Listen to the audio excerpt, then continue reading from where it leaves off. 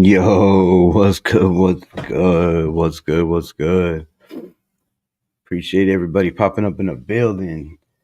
We are talking wide receivers today. There's been a lot of talk with Pete Carroll coming into the building that maybe we go get, you know, a DJ Metcalf, bring him over to the Raiders. There's other rumors saying, Lockett, who's 32 years old, would be another high profile wide receiver we could bring into the Las Vegas Raiders. But in my opinion, Jacoby Myers. Oh, sorry. I don't know what he's got left on his contract.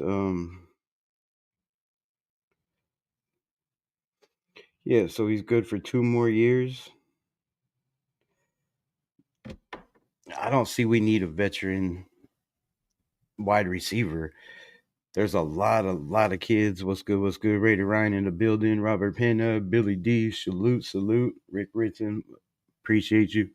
Um, man, there's a lot of receivers in this draft. Apologize. I was supposed to come on yesterday, talk wide receivers, but somehow I got sucked into a rabbit hole of watching film on these kids that are just, man, why is nobody talking about the wide receiver group?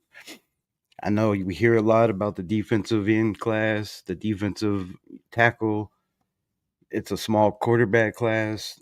I'm starting to disagree on that also after watching film on these receivers. Man, I will say one thing. Will Howard deserves to be a number one a pick in the first round. Like I don't know how a team could pass on him if you need a quarterback. Like from from the tape I watched over and over again, not just one of his receivers, but two of his receivers. This kid is deadly, man. He has a quick release. He can throw the ball from three different, angles. He's got that side release, the over the shoulder, uh, he, he runs straight forward every time he takes off. There's no side movement. It's all positive yardage. Um, his vision is crazy. Again, the pop on the ball, like I did not see it. Not even watching the championship game, but damn, after highlight reel after highlight reel of Emeka Egbuka, man, th- this kid is special. I'm telling you. And the fact that he just came out of our new offensive coordinator system just makes it even that much more intriguing to me. So let me know what y'all think. We have, of course, Tetairoa McMillan. A lot of say, a lot say is the number one, and maybe the only wide receiver in the first round. That's that's caps. That's all caps. There's no way some of these teams pass on some of these guys. It, they're just the talent is impeccable. Um, you have Luther Burden the third. Some people have him ranked second. Some different things. I see fourth, fifth best wide receiver. He's not second in my opinion. Man, but there, it's a it's a very very very to me, one tier, two tier. I don't even think any of these guys that I'm gonna talk about could be involved in a second tier. Like they are all pretty much difference makers. Like with the ball in their hand, their get off the line, their their vision to, you know, not see the ball. Sometimes you get bumped and you lose sight of the ball, but to turn around and find it, or when the ball's tipped for them to just know where the ball is, it seems like the ball just finds these guys. And so instead of being live yesterday, that's what I did. I was like, man, it was too hard to come on and talk about wide receivers not knowing a lot about them. So that's what I did. I broke down wide receiver at the wide receiver at the wide receiver. And there's going to be a lot of happy teams in the NFL that are going to get some some very very special talent. So again, um, Matthew Golden is a name that a lot of people have said the Raiders had their eye on, which is totally understandable. Why does it keep going back? Sorry, I'm trying to pull this up and it's not working very good.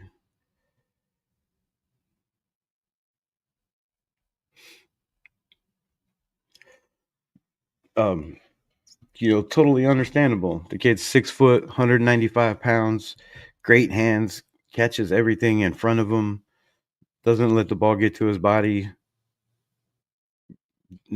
Solid route running. Um, breakaway speed is just is crazy, crazy good. Emeka Egbuka, another guy that's just man seems like he's unguardable. Like no matter if it's cover one, cover two, cover three, cover four, it doesn't matter. He's finding an opening and he's catching everything. Like his catch radius, I don't think he has one. I think if the ball's thrown in the air, he's gonna find it. Uh, Trey Harris, another guy. Some people have him at fifth. Some people have him ranked the eighth best out of Ole Miss. The more I watch tape on Trey Harris, man, if this kid can stay healthy, the only factor I see is 4.55 speed.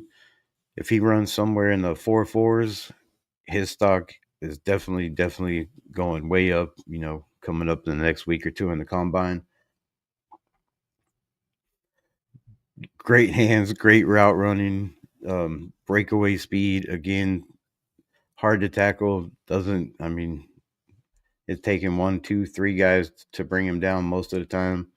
Um, Isaiah Bond, 5'11", 180 pounds, wide receiver out of Texas, is lightning fast.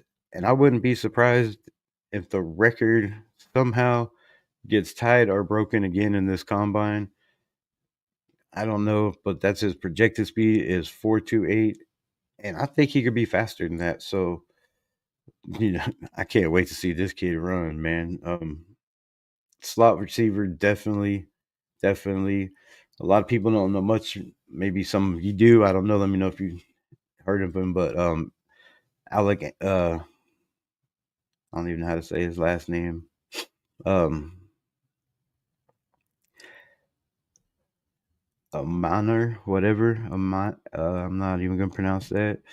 Let's just call him Alec A out of Stanford. Another kid, like I don't know what they're feeding these wide receivers, but 6'2", 210 pounds, built like a brick shit house, just absolutely crazy speed, um, crazy hands, catches everything pretty much around him. Good in press, good in man. We'll break down some more, but I just want to break. John Leon, what's good? Appreciate you pulling up. Jalen blah blah blah. Jalen Royals, 6 foot, 205 pounds, but he runs a 4.38 speed, 40. So another guy I can't wait to see running the combine, which that's not always the number one factor, but it seems to be lately in the NFL. We see what the Kansas City Chiefs did, minus the Super Bowl. But other than that, you know, they got the fastest receiver in the NFL, and the kid has done nothing but make plays, huge plays.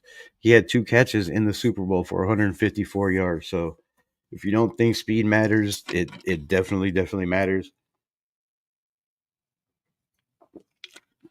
But if you have speed, and size, it makes a world of difference. And some of these guys, um, we all seen Xavier Restrepo out of Miami catching the ball for Cam Ward. I think he broke every record there is to break, you know, with crazy receivers that come out of Miami. Michael Irvin off the top of my head. Um, the list goes on and on. I'm sure y'all know a bunch. Not the biggest guy, 5'10", but he's 198 pounds, 4.4 speed, 4.4 and a half speed. One of those guys that can definitely, um, be a Hunter Renfro type in the slot that's going to catch everything you throw to him, especially a third down guy. We could definitely use one of those third down guys. Jack Betch, another guy, 6'2", 215, just crazy catch radius, good at high pointing the ball. Not the fastest guy, but he does run a 4.5, for his size. We all seen what he did at the Senior Bowl. The man just lit it up, caught the game-winning touchdown pass. Jaden Higgins and Tez Johnson. So those are like the top 12, right? Top 12 guys everybody's talking about. Let me get into this chat. Y'all just saluting each other. Cool. Nice. Appreciate you. But then there's some other guys that are not much talked about, that I think are creeping up there. Isaiah Nayer out of Nebraska is definitely one of those guys that, man, I don't even know where they have him ranked on here. Hold on, let me see if I can find him. But yeah, definitely one of those kids that could easily be in the second round, but could possibly squeeze into the first round. There's nothing that the kid can't do. Like, he catches everything thrown his way. He runs damn good routes. He catches the ball in front of him.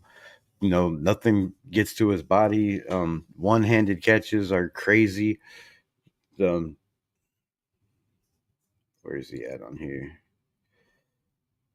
So I'm already on 24, and he's not even on this list. Damn.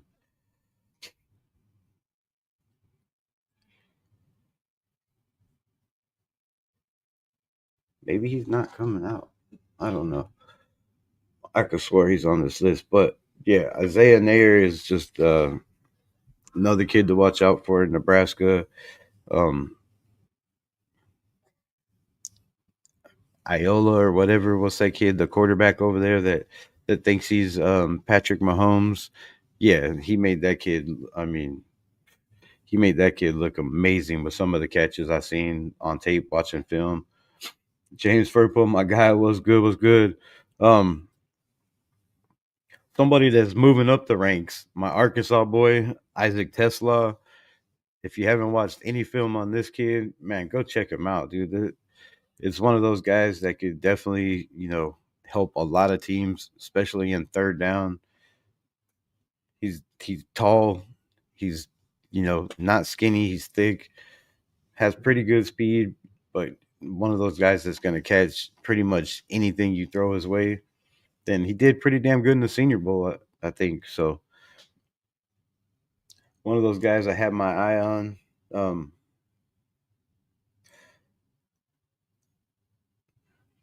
We'll get to him here in a bit. Let's see if I can pull up this list.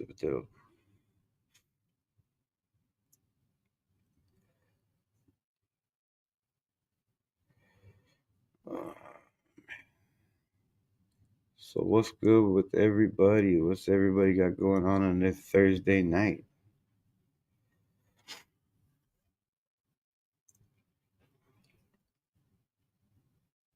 I want to do that. I wanted to do that. Shit.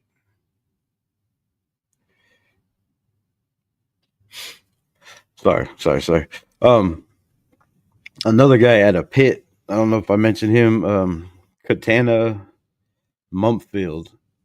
Man, another guy that's because Amazing, amazing size, huge hands, huge length, can run routes, can line up pretty much anywhere on the football field.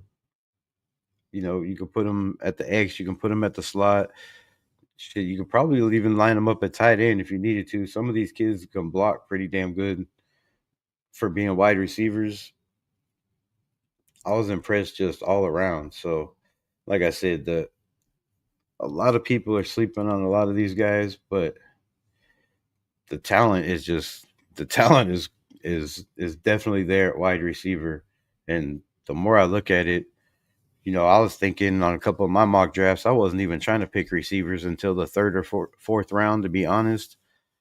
But if you wait that long, man, it drops dramatically because a lot of these guys that, you know, all the way to the top, probably 24, are probably going to be off the board very, very fast.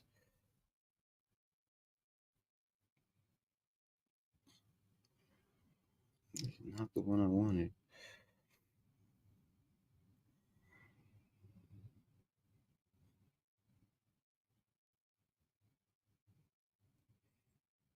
That's the one I wanted.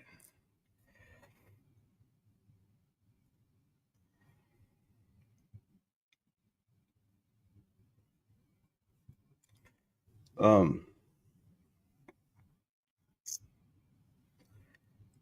all right.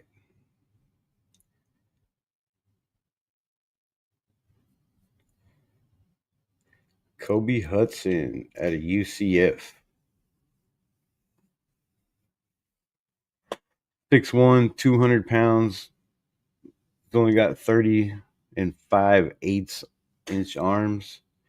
Got a 74 and 5/8 wingspan. Runs a 4.6 40. But he's got damn good hands. You know, 60% at blocking. Not very. I mean, not very bad for a wide receiver. Deep threat is 77%. Immediate intermediate routes 78%. Short receiving routes 68%. Quarterback rating when targeted 94.8%. So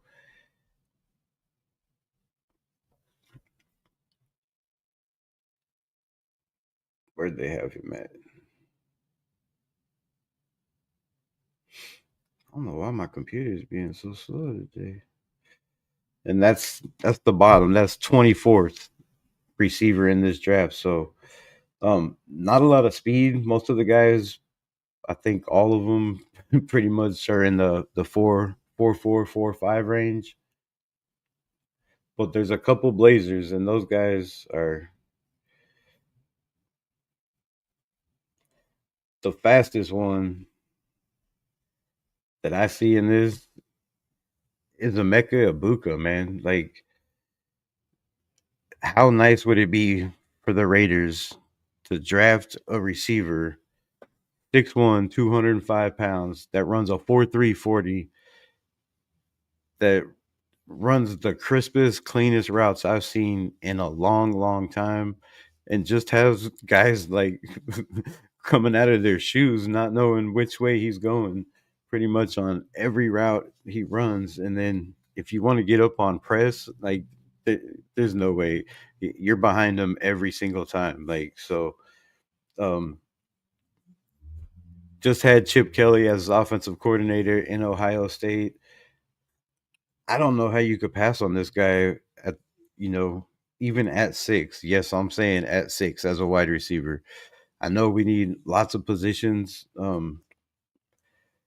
but damn, he's not going to be there anywhere in the first round, probably past, 10 or 15, maybe possible trade back if you could trade back to maybe 10 or 12.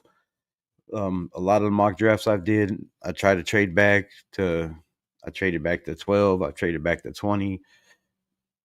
He wasn't there. He wasn't there anywhere past 15.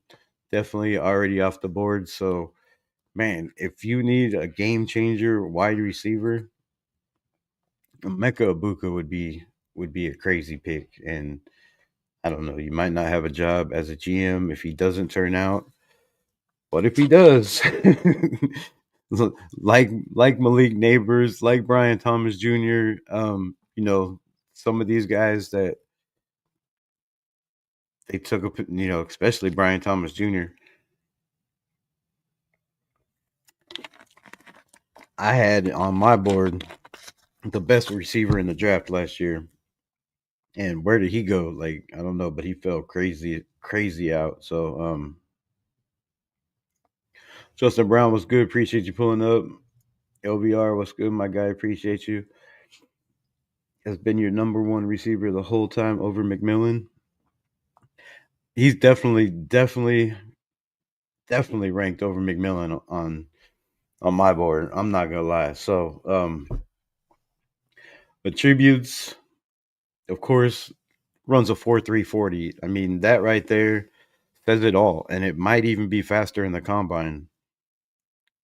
Because from what I heard, the man is training like there's no tomorrow, and he played, although in the national championship. So it's gonna be hard. A lot of these guys have been, what 2-3 weeks training longer than some of the guys that played in the national championship game, which I don't really think it matters. But hands, 87%. Short receiving, 90%. Immediate routes, 95%.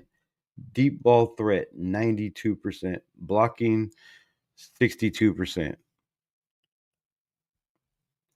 There's there's nothing the kid can't do. I mean, I don't know personality wise when it comes um to the interview process and all that. I really haven't watched any interviews or heard him talk, which usually I like to do with a lot of players before I talk about them because you can learn a lot from, somebody by the way they speak. Um so yeah, but other than that, the dude has 1,868 college snaps. He's played in 44 football games in the NFL.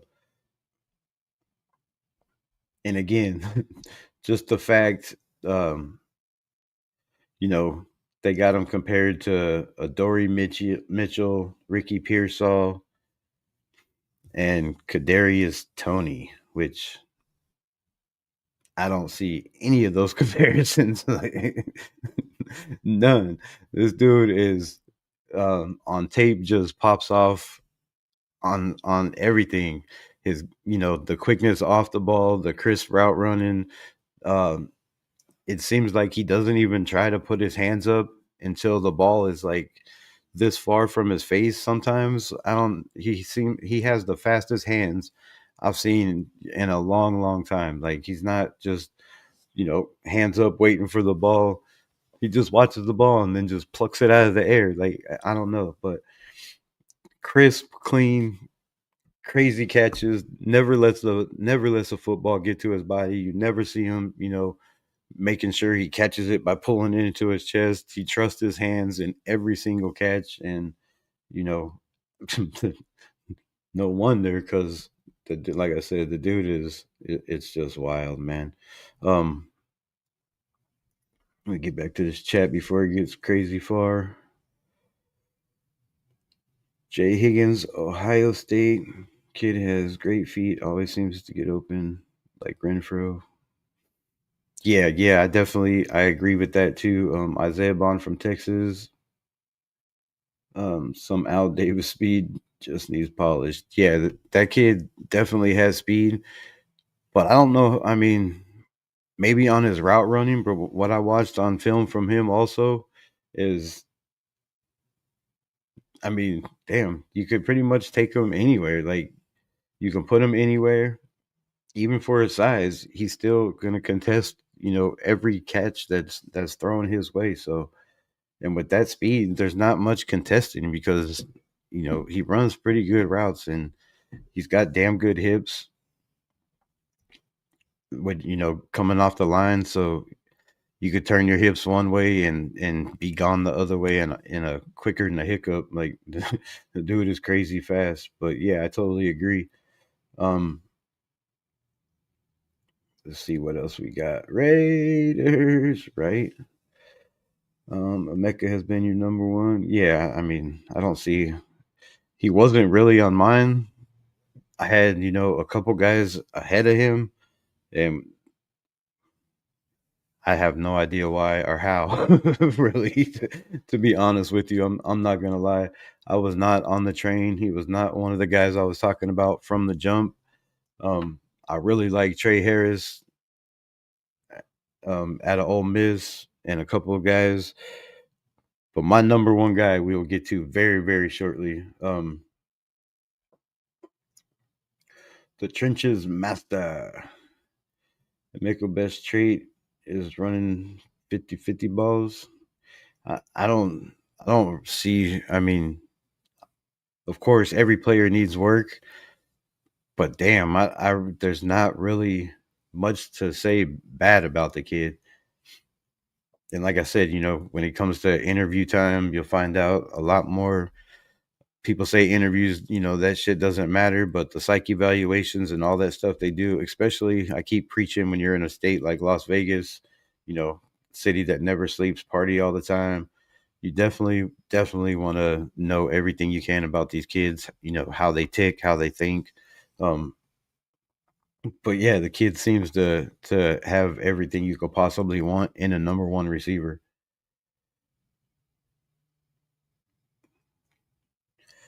Um, Ibuka's on the most stacked team in college. He was on the most stacked team in college and still produced the numbers he did. That's the crazy thing. Like you had two running backs that had over 1,000 yards, I do believe, right on the ground. So I mean, yeah, he was definitely on a stacked team and still stood out. So to me, that makes him, 10 times better when you're on a team like that. And yes, he had a damn good quarterback. I don't know if you missed me talking about it earlier, but Will Howard, the more and more I watch Will Howard, I'm on board. Like I would not be pissed off if the Raiders drafted him in the second, late in the first, anywhere, third, like, wherever he's at. If they could pull the trigger, I would not be mad at one bit. And we all know how big of an Aiden O'Connell fan I am, but man, that kid is just um he's great, but also benefiting from those around him. Yeah, but I think he made a lot of people around him better also. McMillan has the entire defense scheme against him. He does. And from what I watched from McMillan, he the same thing, man. He has, crisp, clean routes for a big man. He catches most of the balls in front of him. He has, damn good size. Shit, here we'll break down his shit here in a minute. Um, Luca, blah blah blah blah blah. More like T. Higgins, Chris Godwin.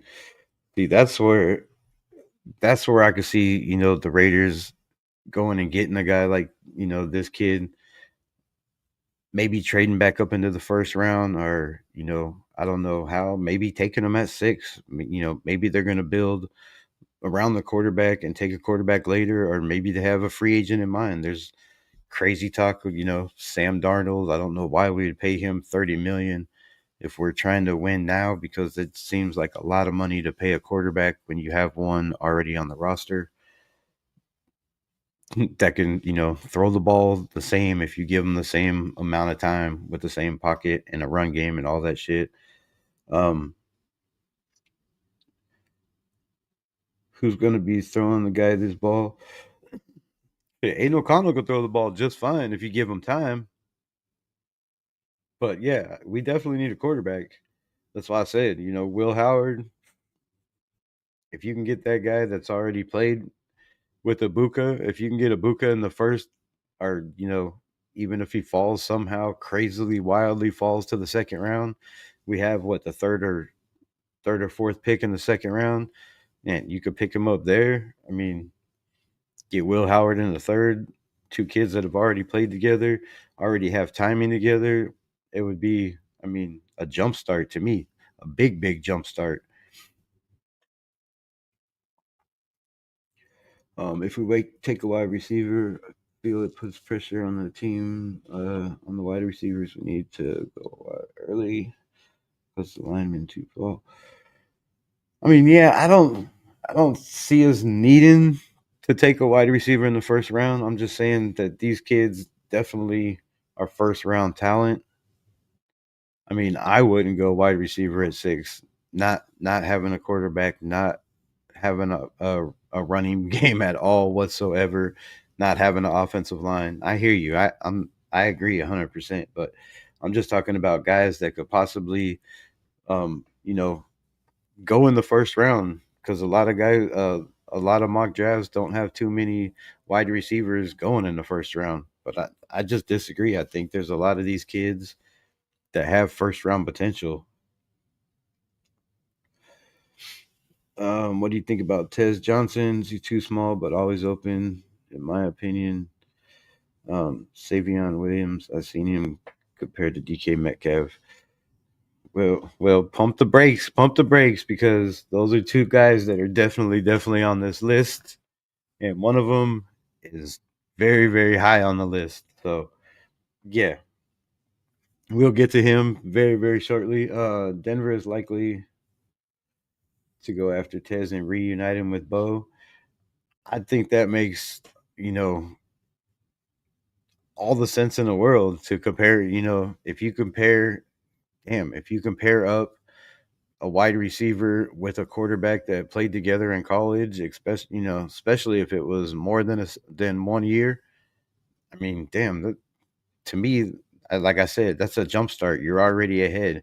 It takes time for these guys to get timing with each other, to learn their routes, to learn their breaks, to learn where they catch the ball. If they catch the ball, to their body, if they catch it with their hands out in front of them, can you lead the receiver? Can you, throw it behind them and still have an athlete? Is he athletic enough to still make the catch or make the one-handed catches? So those are all things that you have to learn, and it takes time. And if you already have that timing, you're just one step ahead of the game. I don't see AOC as the answer for the quarterback. I would keep him in the battle late rounds in the rookie or a veteran. We need to build in the trenches both sides. Again, I don't see Aiden O'Connell being the solution either, but I'm not the head coach. I'm not the general manager, and I'm, not the offensive coordinator. And maybe, you know, they look at the money we have, the free agents we have, and see what is the biggest necessity and needs to build this team to be able to compete. And to me, it's not a quarterback in the first round. I mean, I don't see a quarterback really, maybe 3, maybe 4, that could possibly, be that Bo Nix guy or Jaden Daniels guy that could come in, start right away their first year and take a team to the playoffs. I mean, maybe, and that's a very small maybe. Most of these guys in this draft are probably going to sit for a year. And if you're going to draft a quarterback, have a guy sit for a year, do you really want to draft a quarterback, pay $30 million for a free agent, and still have a Aiden O'Connell in the building that, you know, is learning on the fly? And if we look at Aiden O'Connell's numbers in the 17 games he started, and look at the numbers for the guy that was just in the Super Bowl, and look at a guy, Aaron Rodgers, that everybody's saying should come over to the Raiders, they're not very different, bro. They're not very different. You know what the difference is? Aiden had a beat up defense, no run game, 69 yards a game average. Like, come on. And a makeshift offensive line that the most games they played together was 5 with the same offensive line all season. So, yeah, I'm not saying that Aiden's the guy, but if that's the last case scenario, it doesn't take a genius to see Aiden O'Connell can win football games if you put him in the right situation. And he's never been in the right situation, and he still won us football games without a running game, without, having that top 5 defense like every Super Bowl team has. None of that. Had none of that, and still has a winning record. So, I mean, best case scenario, if you draft a quarterback and he's not ready, then you have a guy that's already there as a bridge. And if you look at the system that they just ran in Ohio, Ohio State, and won the championship, Will Howard didn't run very often. He ran when he had to, and I think the most I ever seen him run in a game was the national championship game. Other than that, the man stood in the pocket and threw the ball down the field because they had a pretty dominant offensive line. They had a dominant ass run game with, 2 running backs, 3 sometimes. So, and we just seen with the quarterback on the other side, he had 3 games where he had 2 games where he had threw for over 300 yards. He was averaging like 165 yards a game.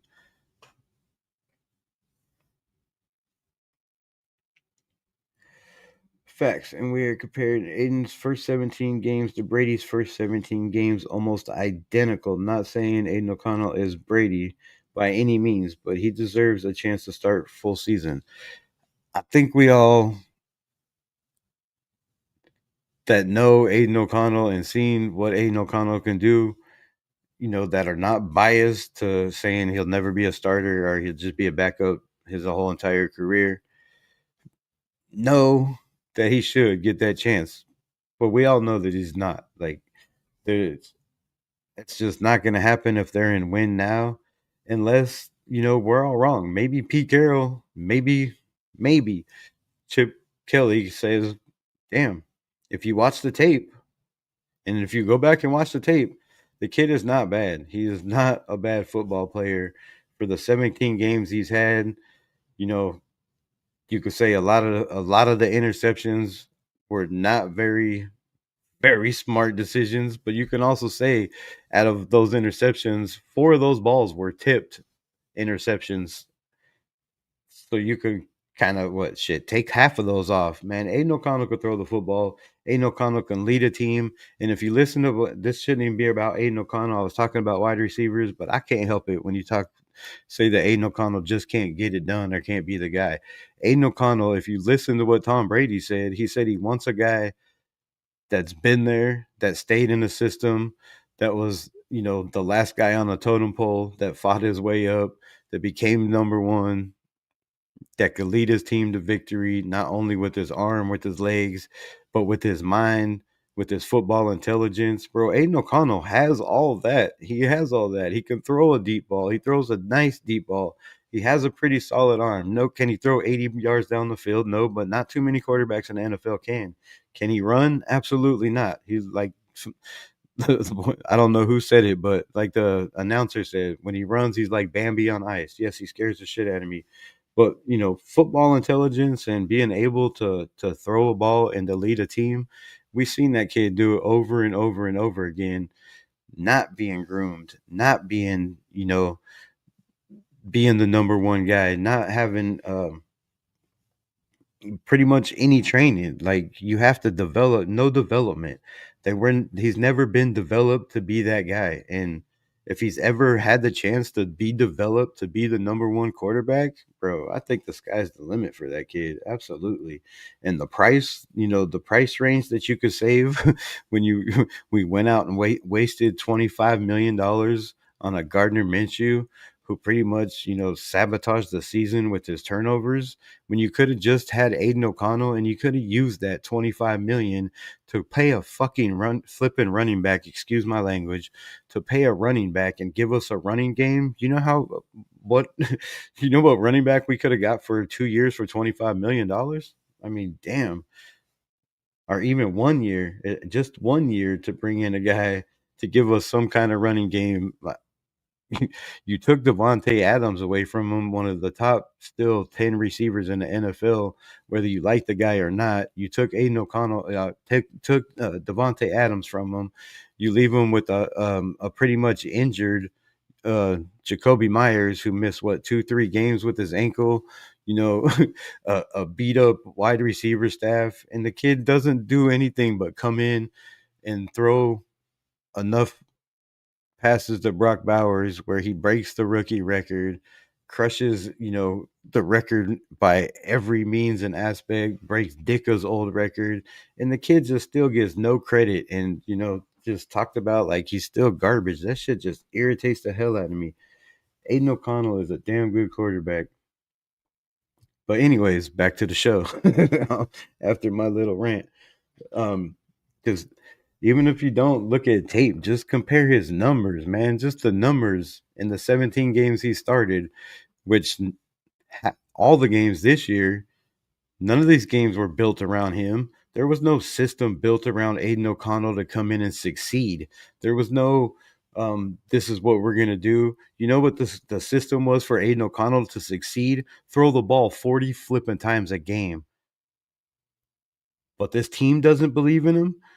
You don't think his coaches believed in him? You don't think the people in the building believe that Aiden O'Connell could be that guy? Then why they let him come out and throw the ball 40 times a game and he still won his games that way? Like, he should have never, ever been put in a position as a fourth round pick in his second year or first year to be throwing the ball 40 times a game.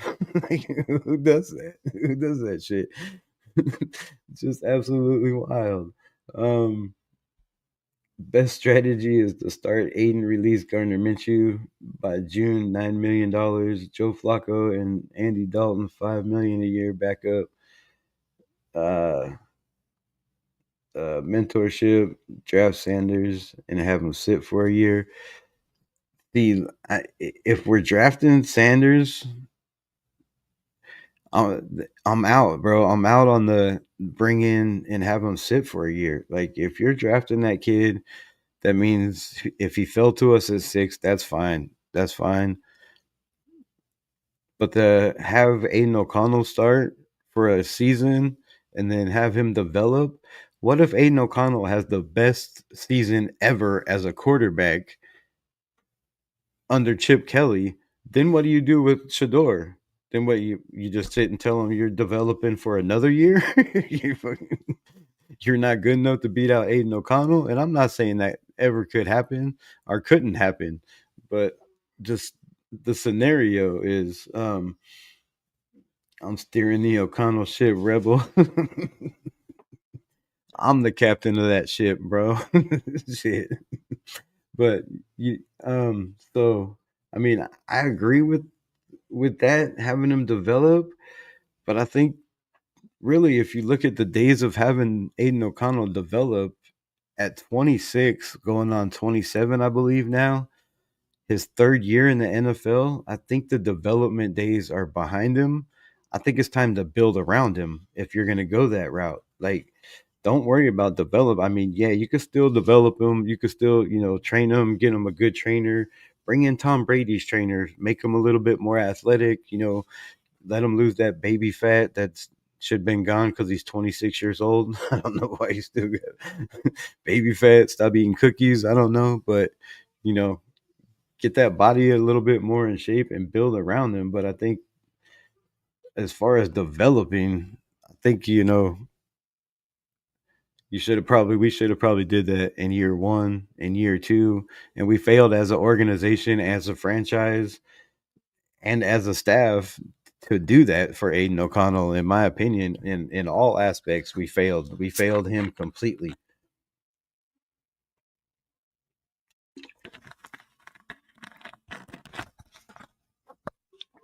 But can you have him come in and run a system for a year, where he doesn't have to have all the pressure on his shoulders? Look, when he had Devontae Adams, he had somebody to throw the ball to that he didn't have to be perfect, right? He just had to get it in the vicinity, and Devontae was going to help him. He also had a guy in Devontae Adams that was going to be open no matter what, because you can't guard that guy. Like, even at his age, he's still one of the best route runners in the history of the NFL, and that's just my opinion. So you take all that shit away from Aiden O'Connell, you put everything on his shoulders, and you expect him to be Joe Montana? Are you expect him to be, Brett Favre?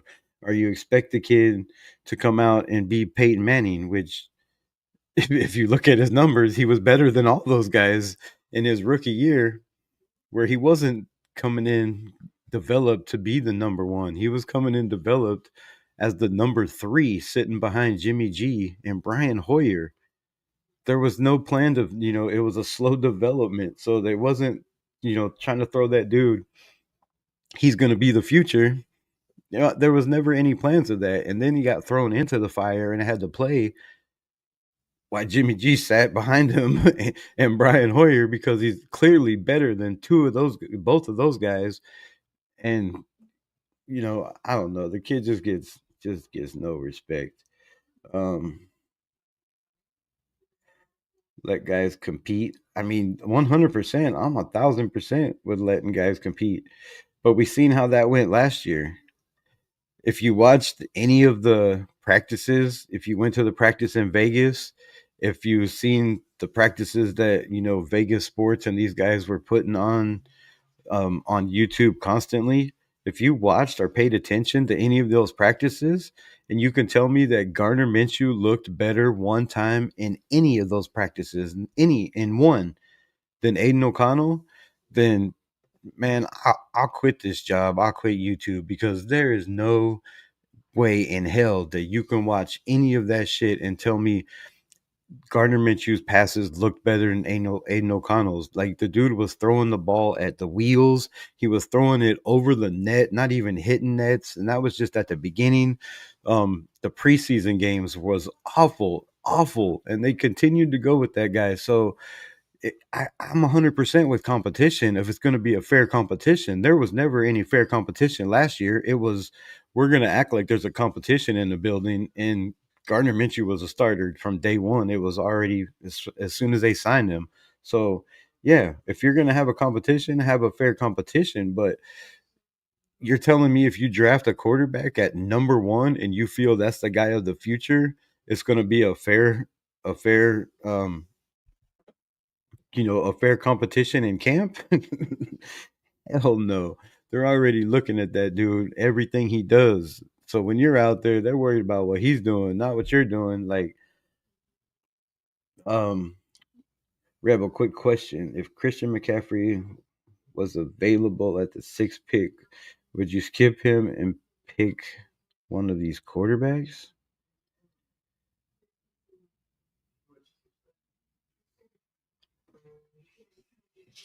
Hmm. Hmm. I see where you're going with this, but I mean, I don't know. Did we know Christian McCaffrey was going to be Christian McCaffrey? I didn't. I mean, I seen his college tape. I was like, damn. But did we know he was going to be Christian McCaffrey? And then is he ever going to be Christian McCaffrey again? I mean, he got injured, came back, got injured again. So, but if Christian McCaffrey was there at 6, uh, I don't know. I don't know. I don't know. Probably at this point, because we need a quarterback. That is our biggest need. And I think that is the problem with this draft and many, many other drafts. When you look at guys like Kenny Pickett going number one, nothing against Kenny Pickett, but you look at some of the guy that was picked seventh in that draft, I do believe. So, I mean, when you need a quarterback, yes, you're going to skip over guys like Christian McCaffrey, right? And skip over guys like Ashton Genty. So, I don't know. Would you take Ashton Genty at number 6 is what you're getting at? In this draft, I would. I mean, definitely. If he was sitting there at 6, it's a reach. But who else you going to take at 6? Because there's no player with that high of value at number 6. If you're talking Abdul Carter's already gone, Travis Hunter's already gone. Probably Cam Ward is already gone. Who else is going to be gone? Will Howard might be gone. I mean, not Will Howard. Will Johnson might be gone, so it just depends on who's on the board at that pick. Um, and I'm saying that no matter what,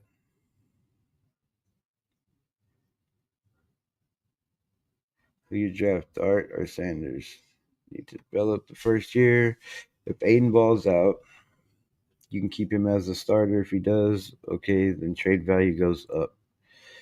I mean, yeah, you could look at it like that too, but I don't know. I just think you, that puts so much pressure on a new head coach. If you do it that way, if you go, I mean, it already put pressure on Pete Carroll his first job.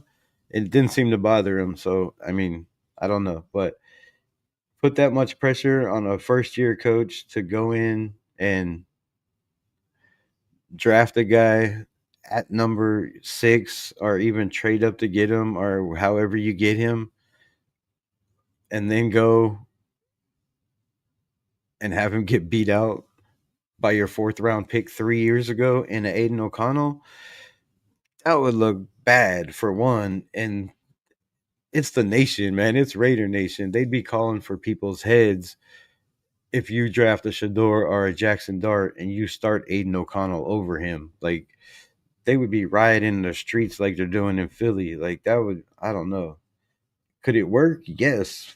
but I don't know, man. Like, that would be crazy for a head coach. You would take so much criticism. Like, it would be crazy.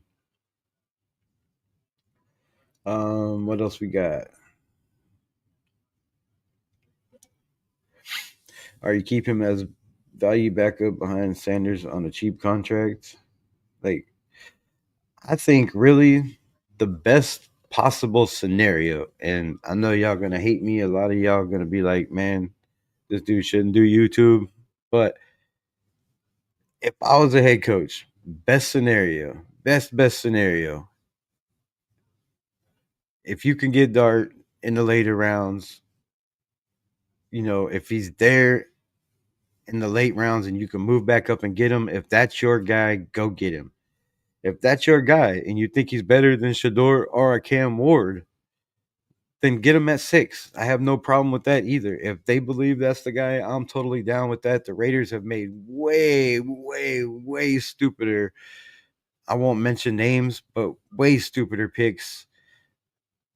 Okay, I won't mention numbers at rounds either because it'll give it away. And I'm not trying to do that, but um, we have made just awful, awful picks when it comes to the first round, and I wouldn't mind swinging for the fences at a guy like Jackson Dart for 2 reasons. Number one, the biggest reason being if that's your guy and you feel that that's your guy, you go get him. You don't have to trade up for him. If he's there at 6 and you feel like that's your guy, you take your chances and you live with it and you man up and you stand on you stand on business and you take your shit. The second reason is he's not going to be there. He's not going to be there in the second round. And he's probably not going to be there after. I mean, he might go in the top 10, really, honestly, by the time it's all said and done. I don't see why he wouldn't. If they're willing to take a chance on a Cam Ward or a Shador Sanders, you'd be crazy as a GM not to take the same chance on a Jackson Dart. That's just my opinion. I've seen, like, again, watching film on these receivers.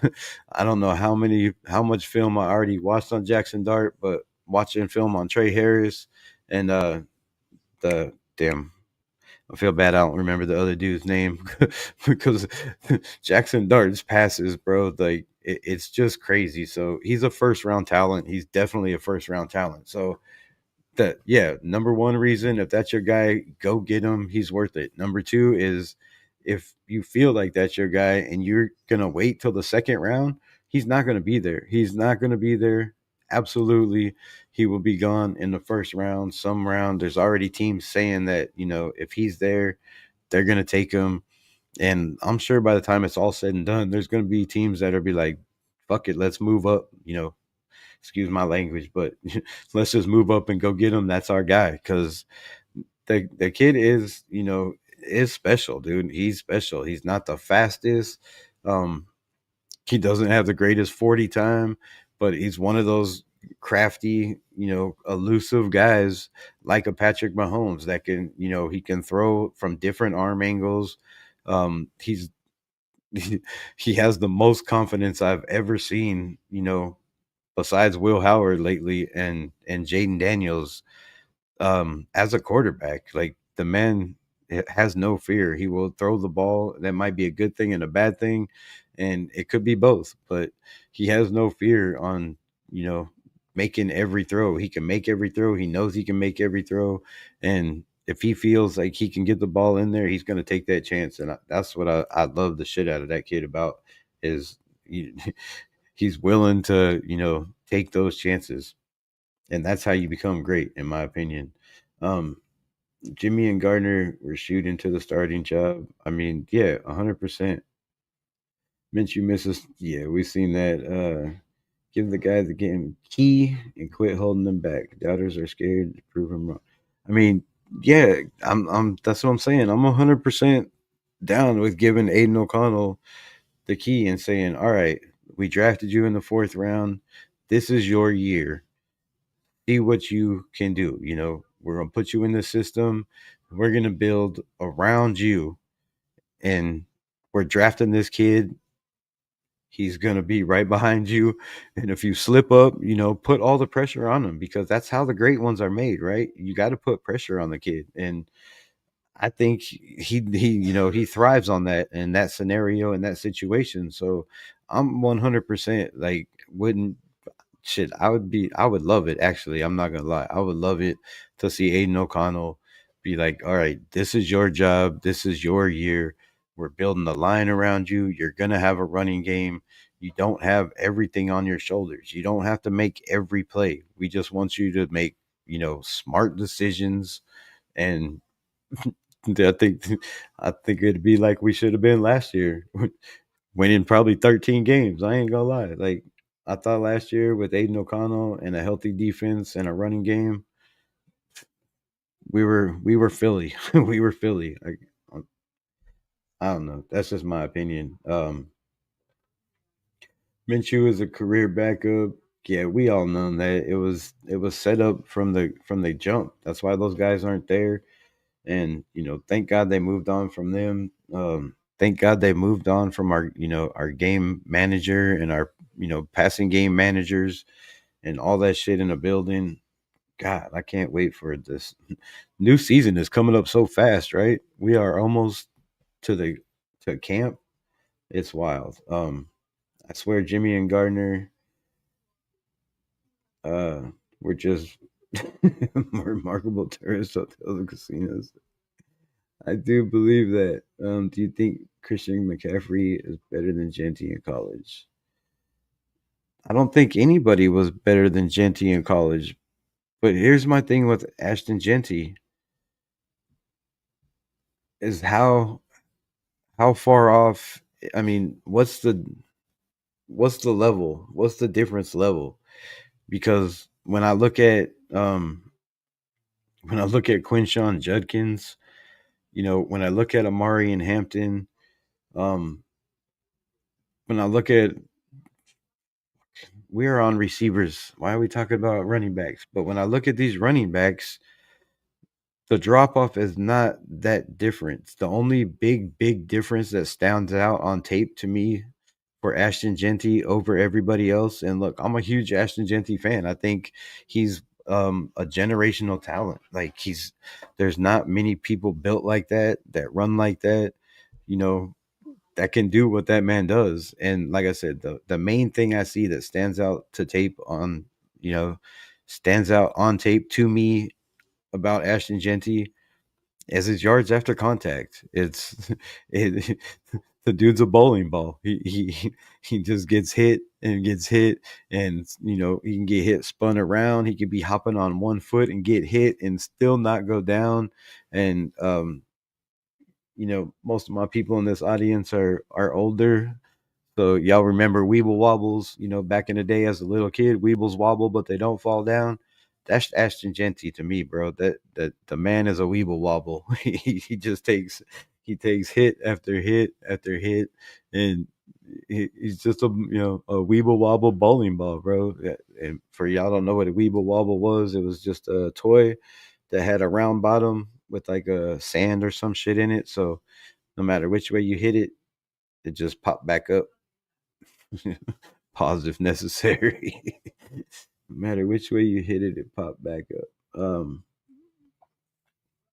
Cropper was the ladies' man. Yeah, we know about that. Uh, Pickett was a second round player that got pushed into the first. That's how I feel about Shador Sanders and Cam Ward. I mean, some people are not going to like my opinion, but that's how I feel about Shador and Cam Ward. There are players that were second round players that got pushed into the first round expectations, and it hurt his development. And I'm sorry, that's just what I think.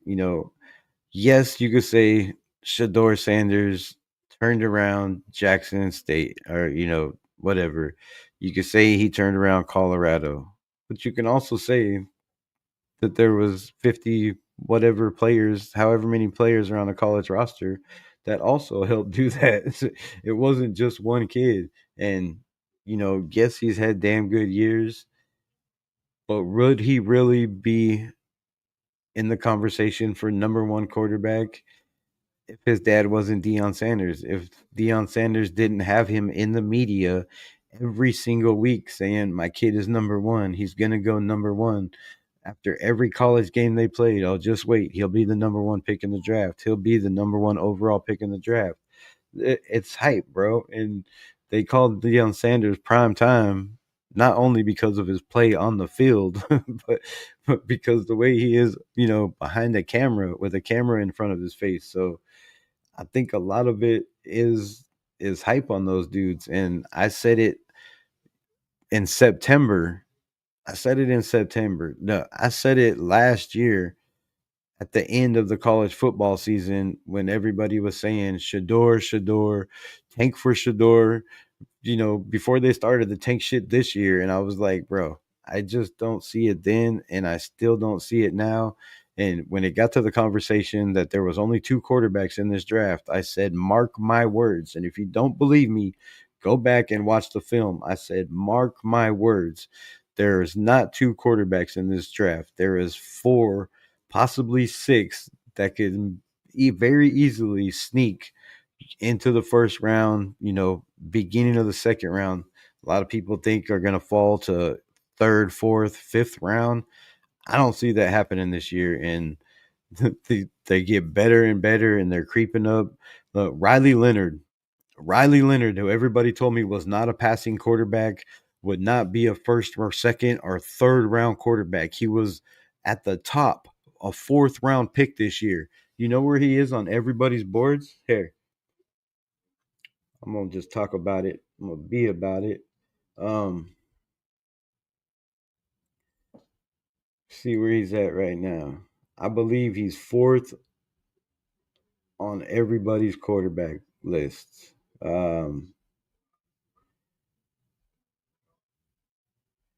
Nope, he's sixth on this. So NFL mock draft has him sixth, but CBS Sports had him, I think, fourth or fifth. I don't know. I'm not exact. Don't quote me on that. But Riley Leonard, you know where he was 2 months ago when I was saying Riley Leonard is one of the best quarterbacks in this draft and should go in the first round, and people was laughing at me. It was like, bro, your takes are trash. Well, he was the 16th best quarterback rated in this draft. Now all of a sudden, the man is sixth in this draft. And I told you why. 6'4", 226 or 216 pounds, which I think he's a little heavier than that. But if not, he needs to put on weight. That's one of my biggest knocks on him. But he runs a 4.5 40 at 6'4", and we seen what the kid does. We seen what he did in the draft, in the championship. We seen what he did all throughout the playoffs. when he had to, when he had to put the team on his back, the kid went and balled out. So, like I said, I there's a bunch of quarterbacks in this draft, and Will Howard is another one, and Dylan Gabriel also. Um, I want to say this too. Dylan Gabriel, I've said was third, fourth round best. If he makes it out of the second round, I will be absolutely shocked. Like the zip that he has on the ball, the way the ball just jumps off his hands, um, it's crazy good, man. Like it's not even funny. And somebody was asking about Tez Johnson too. Um, the Tez Johnson plays bigger than he is. He plays way bigger than he is. You would think that kid is 6'4". Like um, crisp, clean route running breaks, but Dylan Gabriel surprised the shit out of me because watching tape on Tez Johnson is another kid that, you know, to me, I don't see how you could say Shador Sanders or Cam Ward is tier one and these guys are tier two. I just don't see it. I don't see it. I will take that shit to my grave. There is no way. If you're putting Shador or Cam Ward on a tier one, you have to, in my mind, have Riley Leonard, Dylan Gabriel, Jackson Dart, um, even Kyle, uh, what the hell, McCoy, like another kid, crazy good.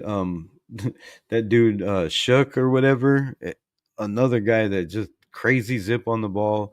There's a lot of there's some special quarterbacks in this draft too that watching film on these wide receivers, man, it's bro, this draft is special. It's gonna be special. There's some kids that are gonna fall and slip because the way the needs go, and especially who won the Super Bowl with the Philadelphia Eagles defense.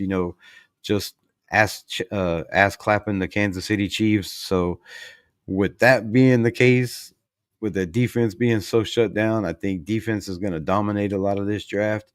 But there are some special wide receivers. The running back class is like I was just talking about Ashton Genty. It's the same thing to me. And I know Ashton Genty is, had the best record, broke all the records, except for Barry Sanders. The kid does not fumble. He leans forward. He has low pad level, crazy low center gravity. I don't know. It's like he's dragging his knees on the ground. But then when you look at the running backs behind them, to me, you can put a bunch of those in a tier one. Also, I don't see. Um, I know Ashton Genty is special and a generational talent just because I think of his build. The fact that his yards after contact. But other than that, when you look at speed, when you look at catching, when you look at blocking out of the backfield, there's so many running backs that can do the exact same thing that are faster, that have more breakaway speed, that have that have longer arms. His short arms kind of scared me too, and the fact that he ran the ball so much in college, you know, he took a lot of beating, and I think that's durability is another issue that when you're the workhorse like that in college and you're running the ball, as much as three or four running backs on some teams in a season, that's gonna wear and tear. And even with the size of that dude's legs,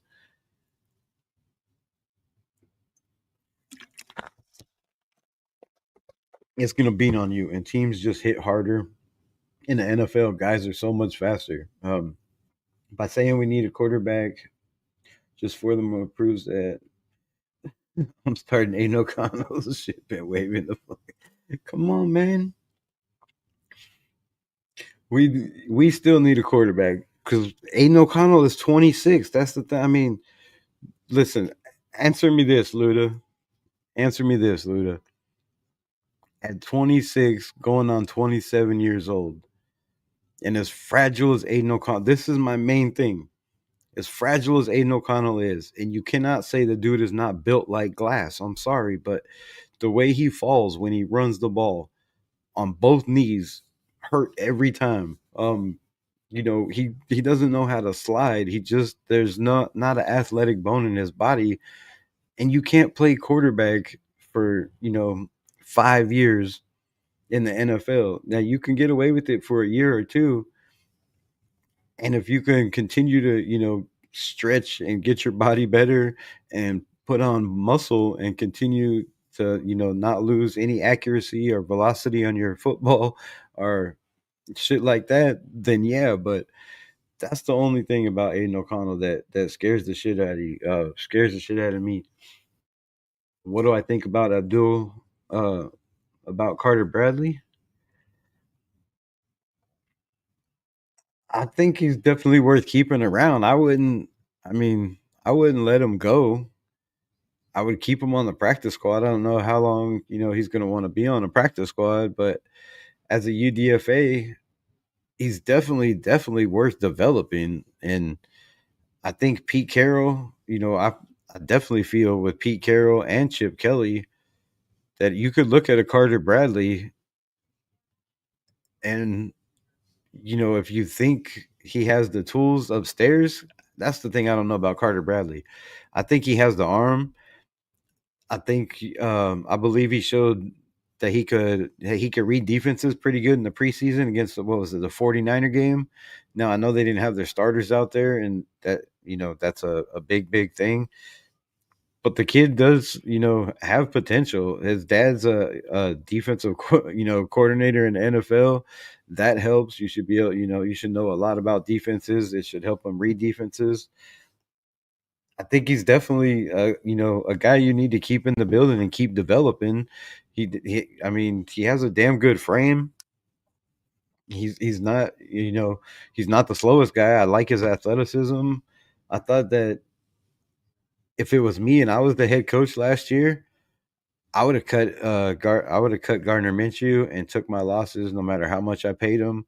Probably after game 4 or 5, and moved Carter Bradley up to the backup and started Aiden O'Connell from there, and had him sit behind Aiden O'Connell for the season. I mean, that's what I would have did because I thought Carter Bradley has potential. He definitely he throws well on the run. Yeah, and it's not he don't have to roll out to his right side every time. He rolls out to the left pretty good. I've seen some passes where he threw across his body and shit, which were pretty accurate. So I wouldn't hate on Carly Bradley. I would definitely keep him around for sure. Not really. Aiden Ricky Deal finishes next year. Okay, well, shit, but yeah, but how much is he gonna? I mean, even if his Ricky Deal finishes, what's he making? 1.5 mil or some shit right now. So I mean, damn, would you sign him for 3 or 4? I'd give Aiden 3 or 4 a season, no problem. Now, if he balls out, then that contract he's gonna want a lot more. Darter Sanders would be on the cheap 5-year deal. That's only if we got him in the first round, though, right? If we draft him in the second round, isn't the deal shorter? The rookie deal. But anyway, if we get Darter Sanders on the cheap 5-year deal, I could care less what some people think. How it matters most is what's best for the Raiders. Oh, I mean, I agree 100%. If we can get either one of those kids, you have to draft them. And like I said, if Sanders falls to 6 and they take him, they feel that's the best value. That's the best guy in the draft, and I'm not mad at it. But develop the guy, don't throw him to the fire. Don't make him be the hero right off the bat because he was drafted in the first round. If you don't, you know, if they don't see that that's the guy. So, have you watched Tyler Shook film yet? Yes, I have. The kid is impressive as hell. He was good in the Senior Bowl too. I think Shador is going to fall to the Raiders. I kind of have that feeling too. I kind of have that gut feeling too. Um,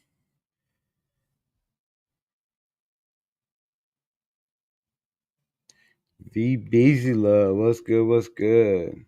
You're the first one to call Riley Leonard. Does that mean he is the first?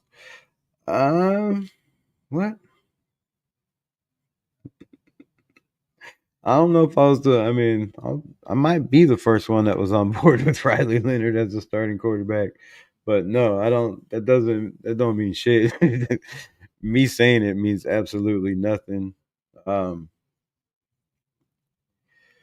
Hey R&R, do we draft offensive weapons, quarterback, wide receiver, running back, or do we go defense? That's a damn good question. I think I really feel like we need offensive line, we need guards, we need probably another tackle. I don't. None of us really know what Chip Kelly's going to run. Right? He says he builds his scheme, around the team. So around the players they have, we've seen Max Crosby go to bat for my guy Malcolm Kuntz.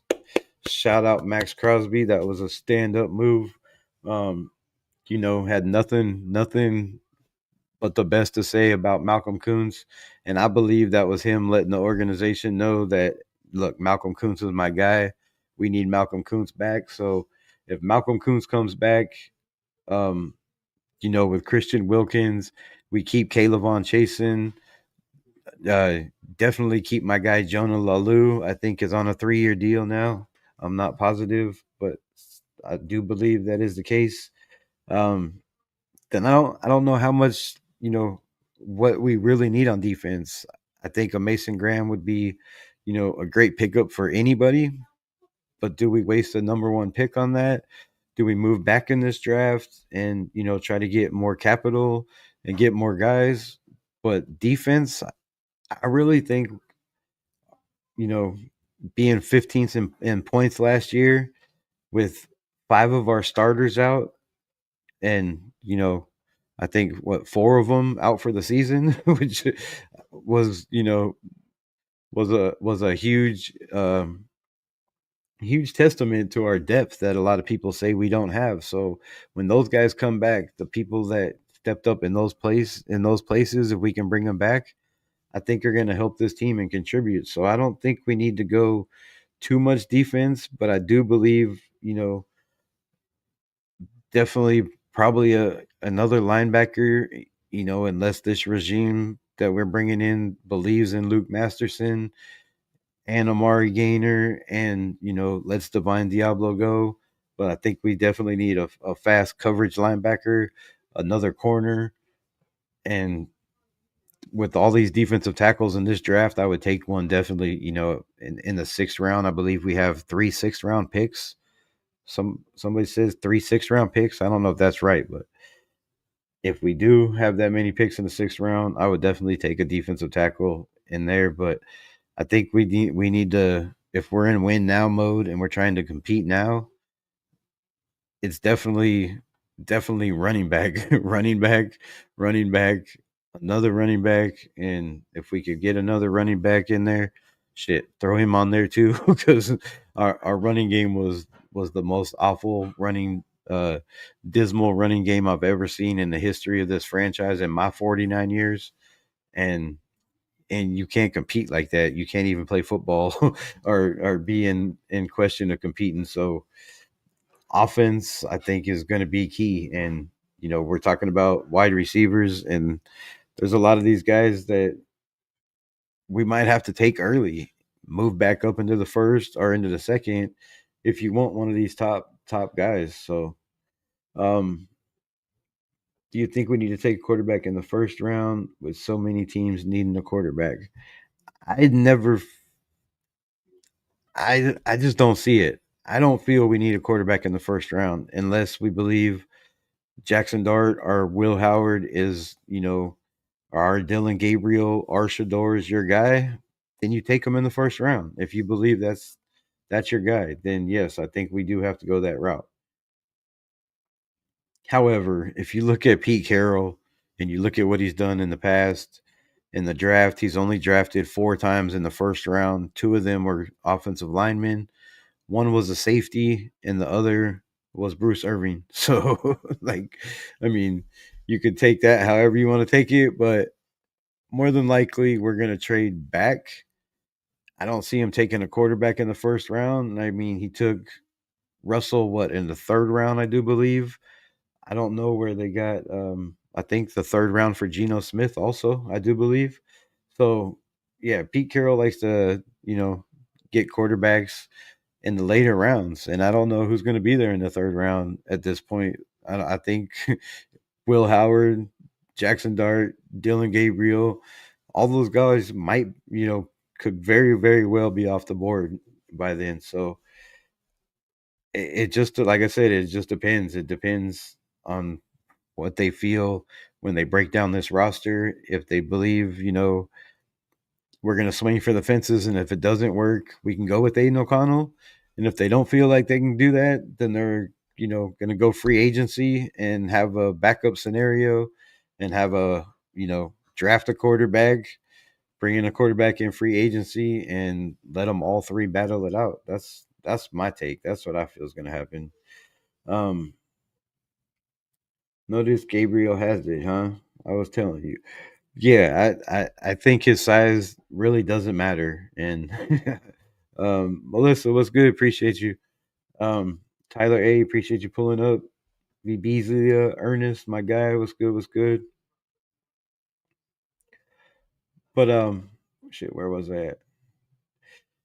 Yeah, Cowtown Luda. Yeah, I don't think his size has anything to do with it. I think Dylan Gabriel, in the right system. Now, hear me out. In the right system with the right offensive line, with a running game, where he doesn't have to be that guy and do everything. Yeah, yeah, I'm definitely backtracking and saying Dylan Gabriel could be that dude. Hampton, Johnson, Henderson are so legit. They are absolutely 100% legit. Imagine the battles in practice with JPJ, Mason Graham. That would be solid work. It would be. Those battles would be so much work. I would probably have a heart attack before the season even started because it's like you can't have those guys going at it like that. Like in practice, JPJ already has problems with, neck and head and all that shit. Um, Going 100 miles an hour. Like we need those dudes on the fields. But yeah, the battles would be crazy between those dudes 100%. Not gonna lie, he hasn't been mentioned with the other Raider fan preferences. But the draft, Will Johnson is a ball player. I, I said Will Johnson before.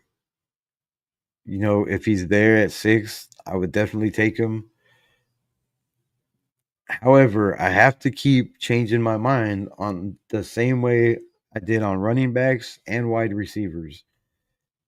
I said I would take Genty at 6 in the past, and after watching, I did a review a week or two ago on running backs, and after watching film on those guys, I just would not take him at 6. Now, if I could trade back to maybe like we did in the draft the other day to, a team like Dallas at 12 and get two more draft picks in this year's draft or three more draft picks in this year's draft, then I'm 100% on board, doing something like that. But other than that, I don't know. There's so many guys that are so close to Will Johnson, and I know his time at Michigan. I know he reminds me a lot and a lot of people of Charles Woodson, but he's not Charles Woodson, and nobody's ever gonna be Charles Woodson. But there are so many guys, man, that in this draft that have the longer arms, that have quicker recovery time, that um shit I I don't know, but it's hard. Like I'm not saying I wouldn't take him. I would definitely take him if if if if they feel that's the number one corner. How could you not? But I don't have the luxury that these scouts do, having gone and watching these guys live. might change my mind, but just watching them on film, bro. I mean, some of these corners, like a like a Jacob Parrish out of Kansas State. Oh my goodness, bro, that kid is just nasty work. The kid out of Florida that got hurt last year, Ariza, what the hell's his name? Um, Shit, I don't know. I'm supposed to be talking about receivers, man. But yeah, there's crazy good dudes. Crazy. Get a cornerback, wide receiver in free agency. What corners though? And if you get a corner in free agency, you know the market for that right now is like $9 million a season and up. So I mean, we have to think cost. We have to think cost. We keep saying we have $120 million or a projected $100 million. We also have 28 free agents, and if we only bring back 8 of the defensive players that were key contributors to this team, that's 70 million.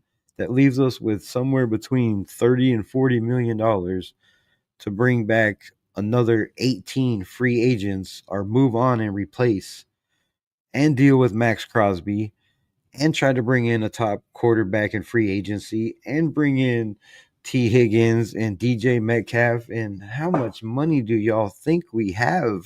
It doesn't go around like that. You're gonna have to sign a dude to you bring in a T. Higgins, he's gonna want upwards of $25 million for probably 3 years. That's 75 million. You're probably gonna have to pay him 35 to 40 guaranteed out of that. Like in 1 year. What is what are we getting the rest of our players at? Dollar General? Like that shit doesn't make sense to me. You, we can't get guys from the CFL and expect to win football games and be in the playoffs. We gotta keep the guys that we have in house and guys that already know the defensive system on the defensive side of the ball.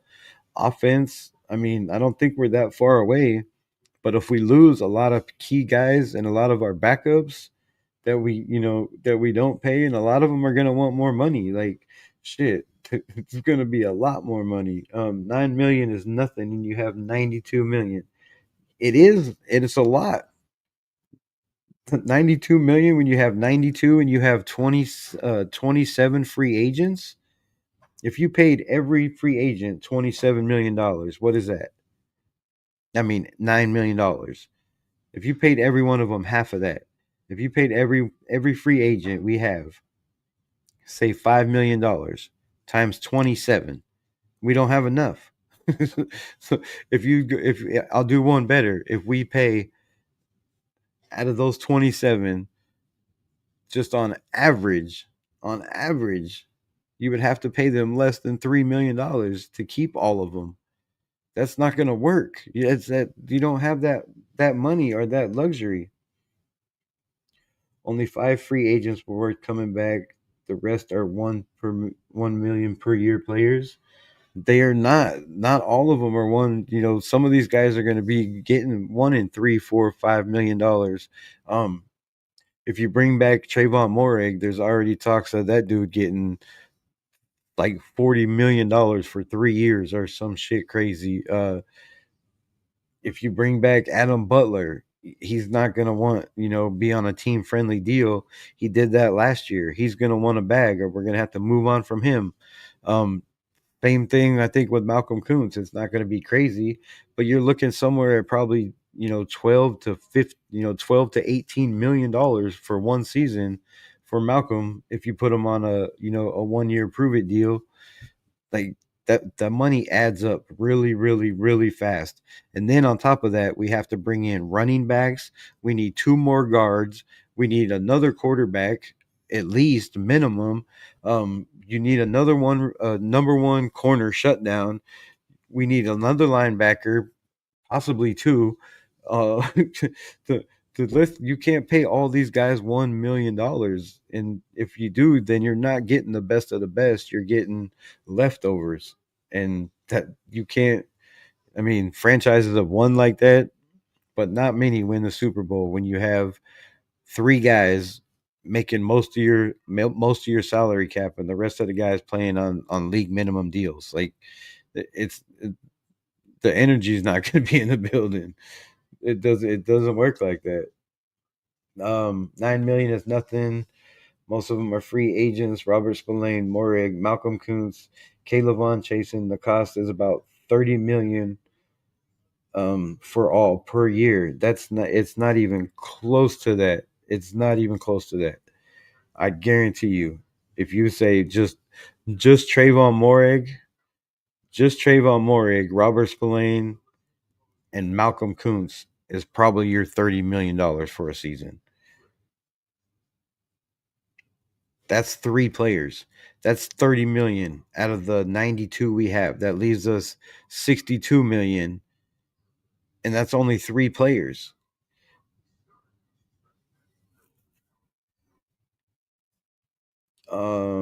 Cool. Then we build our offense and score 30 points a game with Chip. I mean, yeah, that's. But you have to have at least a top 10 defense. I guess we've said it a million times. Out of the last 24 Super Bowl winners, 17 of them now have had top 10 defenses or better. 24. That's 17 out of 24. Only 7 have not had top 10 defenses or better. And those teams were teams like the best, show on turf in St. Louis that put up average 45 points a game and shit. So other than that, you got to have a defense, got to have a top defense. The only player I'd bring back Spillane, Kuntz, Chason, Butler, Spillane, 8 million, 8 million a year per player. Kuntz is 8 million. Morrig safety is 10 million. Yeah, but then add that up. Those 5 players are 35 million. Look at spot track. So okay, so 5 players out of 54 you're talking about, you're going to pay $30 million, and we have to redo Max Crosby's contract because he wants guaranteed money. So the guaranteed money that's not on his books for this year and next year will be on the books for this year and next year when we redo his contract. That's going to take away from that. You also have the fact that you're going to have to replace 2 guards, and you're not going to get a guard for $1 million to come in and replace both of our guards. You're also going to have to replace both of our running backs. Now, you can get those in the draft this year, but do you really want 3 rookie running backs in your backfield being your running game? I don't. I think we need a veteran in there. That's going to cost somewhere between $7 to $10 million for a solid veteran running back. So we don't have as much money as we think. Mari, what's good? What's good? What do you think about Ricky White? I think Ricky, my UNLV boy, runs great routes, has great hands, has great anticipation of where the ball is, where his defender is. Definitely can high point the ball, and is sneaky good. He's dynamic with the ball in his hands. He's like a running back. Uh, dude, I'd take him in the third round.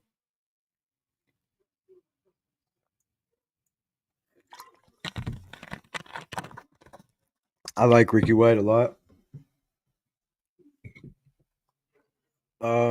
Crosby doesn't work like that. Crosby's money is already on the cap. It's just guaranteed. Not if they up it. If they up it, he's only due 24 and it's not guaranteed. But if they give him a 3-year deal to $90 million, that whatever $6 million from the 24 to the 30 is on the books this year. So that's another $6 million. Or say they only up it, whatever they do, 2 million, 3 million.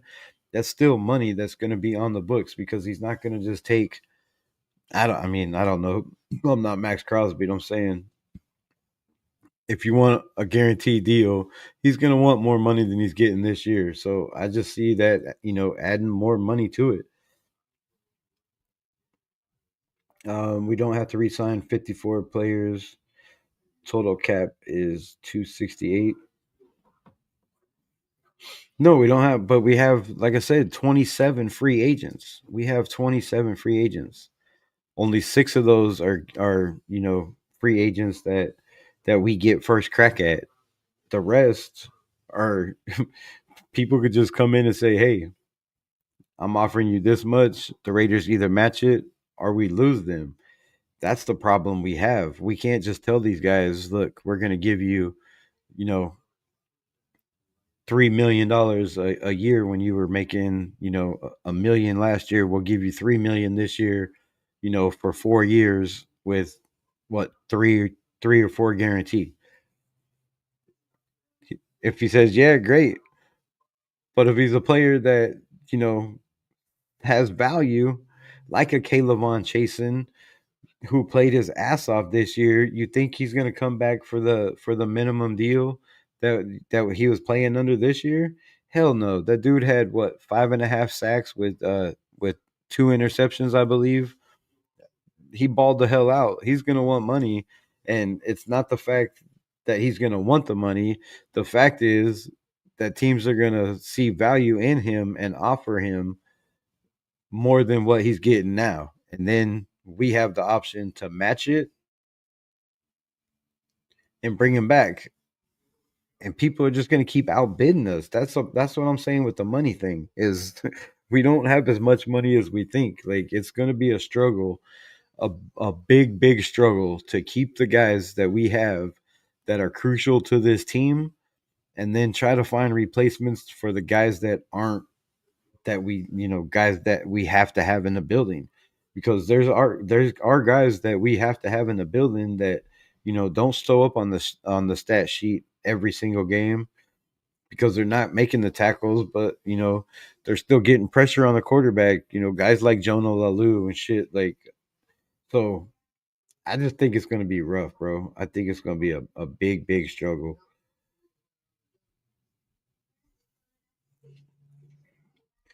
We already had wait, we already have players under contract except for five I mentioned, but the rest is dead players.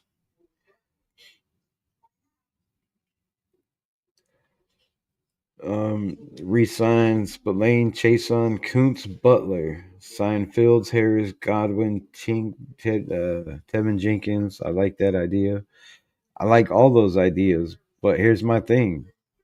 Robert Spillane is probably going to want. I mean, come on, bro. He was the leading what top two or top three leading tackler in the NFL last year. Now, I know he wants to be a Raider and he wants to play for Patrick Graham and he wants to be, around Max Crosby in this team. So that, we could probably get him somewhere around 10, 11. But that's, I don't know, but I think it's going to be somewhere in there. I think Malcolm Kuntz, like I said, is going to be somewhere, probably between 12 to 15, maybe even 12 to 18. It just depends. But I think teams are going to throw him, numbers out there around 15 to 18 million dollars a year and trying to pull him away from us. And if that's the case, then we're already up at 20 right there. If you bring in Justin Fields at say $4 to $5 million, which I think he's going to want probably more than that, but Baker Mayfield had a decent year. He got 4 million the next year in Tampa Bay, and then got a $30 million contract. So you got to look at Justin Fields being anywhere between 4 to 12. I mean, somewhere in there, and that's not even market value for a quarterback of Justin Fields' caliber. Um, which would put us what 27, 28, and then you take a player like Godwin who's going to want 20 a year. That puts us at 40. Jenkins is probably going to want. I mean, shit, linemen aren't cheap no more. Like 4, 5, 6, 7 mil probably up there probably. So you're looking at 50. Um, I don't see it, man. I don't see it. Like I just don't see it. They can pay 6 million out of Mark's pocket books for next contract signing bonuses. yes, they can pay signing bonuses off of that, but they can't pay guaranteed money. And I believe that's a damn good point, LVR. That's the way they're going to go. They are going to take that money. I'm almost positive. Um,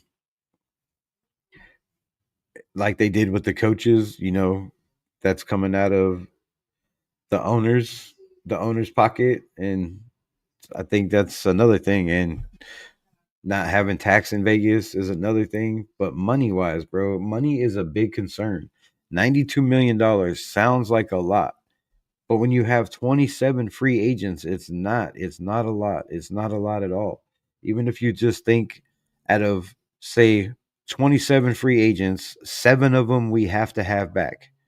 And I know there's more. There's a lot more. There's probably 12 that I can think that contributed to this team and deserve, a better contract than what they were getting last year. That's just my opinion.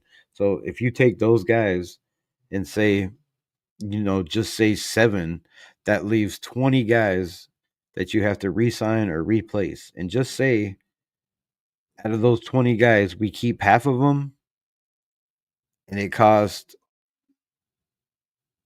15 mil for the 10 guys. And say the other half we let go. And to replace those, it takes the same amount. That's saying some guys are going to get 1 million, some guys are going to get three. Averaging out like that is another $30 million to keep those 20 players. Plus what I say, the 40 something million, that's already 70, upwards of $80 million. That's bringing back or replacing the free agents. That's not even counting trying to replace the holes that we have on the offensive line, because I'm sure we're going to get rid of Andres Pete and Whitehair. So that's two more guys you have to replace. They might even move on from a Munford. I mean, who knows how that's going to go with the new regime coming in. So, yeah, we have holes, bro. We have holes, holes, holes, lots of holes. Caleb Von chasing 2 years, $68 million is his estimate. See, that's even worse. I was thinking four. you know, that's upwards of 7 mil, bro. Like, damn, exactly. I'm saying 8 mil, 2 years, 4 million years. That's being generous. Also, the NFL should raise the cap space this year. Yeah, they'll probably get it. It'll probably go up another 10. That's why I'm saying, like, we have 92 with projected cap space. We should be around 120, I think, is what I believe we're going to be at. But still, even at 120, I mean,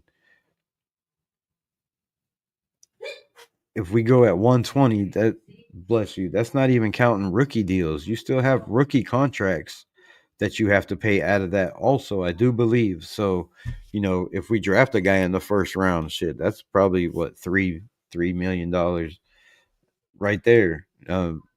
So we have ten draft picks. I mean, depending on where these guys are drafted, that we have to come up with too. So the money's gonna be tight. It's gonna be, you know, I think that's why we got Spy Tech in the building. That's why we went and got the guys we have in the building, because they know. Everybody was saying that the Raiders are so well off because we have all this money, but you're not looking at how many people that we're actually gonna lose that are big parts of this puzzle. And damn, it's a lot of puzzle places a lot of puzzle pieces to replace. Levante David, who is way more proven than Spillane, is getting 8.5 a year. Why would Spillane get more? I don't know how much proven he is, but I know Levante David, I do not believe, was third in the NFL in tackles last year. I mean, if I'm wrong, let me know. Minshew should say was 10. That's another 10 that we could get. Another 10 we could get. 55-1 is mentioned. True starter we need back. The five I mentioned is the only true starters we need back. I don't know. I disagree. I think there's a couple more guys that that we can bring back. And then, I mean, we don't know what we're doing with Andre James. Are we eating that money? Are we trying to trade him for a third round pick? I'm just kidding. I'm just playing. Don't get your panties in a bunch. But, I mean, I don't know. We have, that money. If we do decide to let him go, or, maybe trade him to a team, we have money on that contract. So I'm not saying we don't have money, but I'm saying, like, with Max Crosby's contract, if he wants, a bigger contract, or, a 3 or 4 year deal at to be the highest paid at 30 or 35 mil, that's what, another 7 or 8 mil added on to the year. So,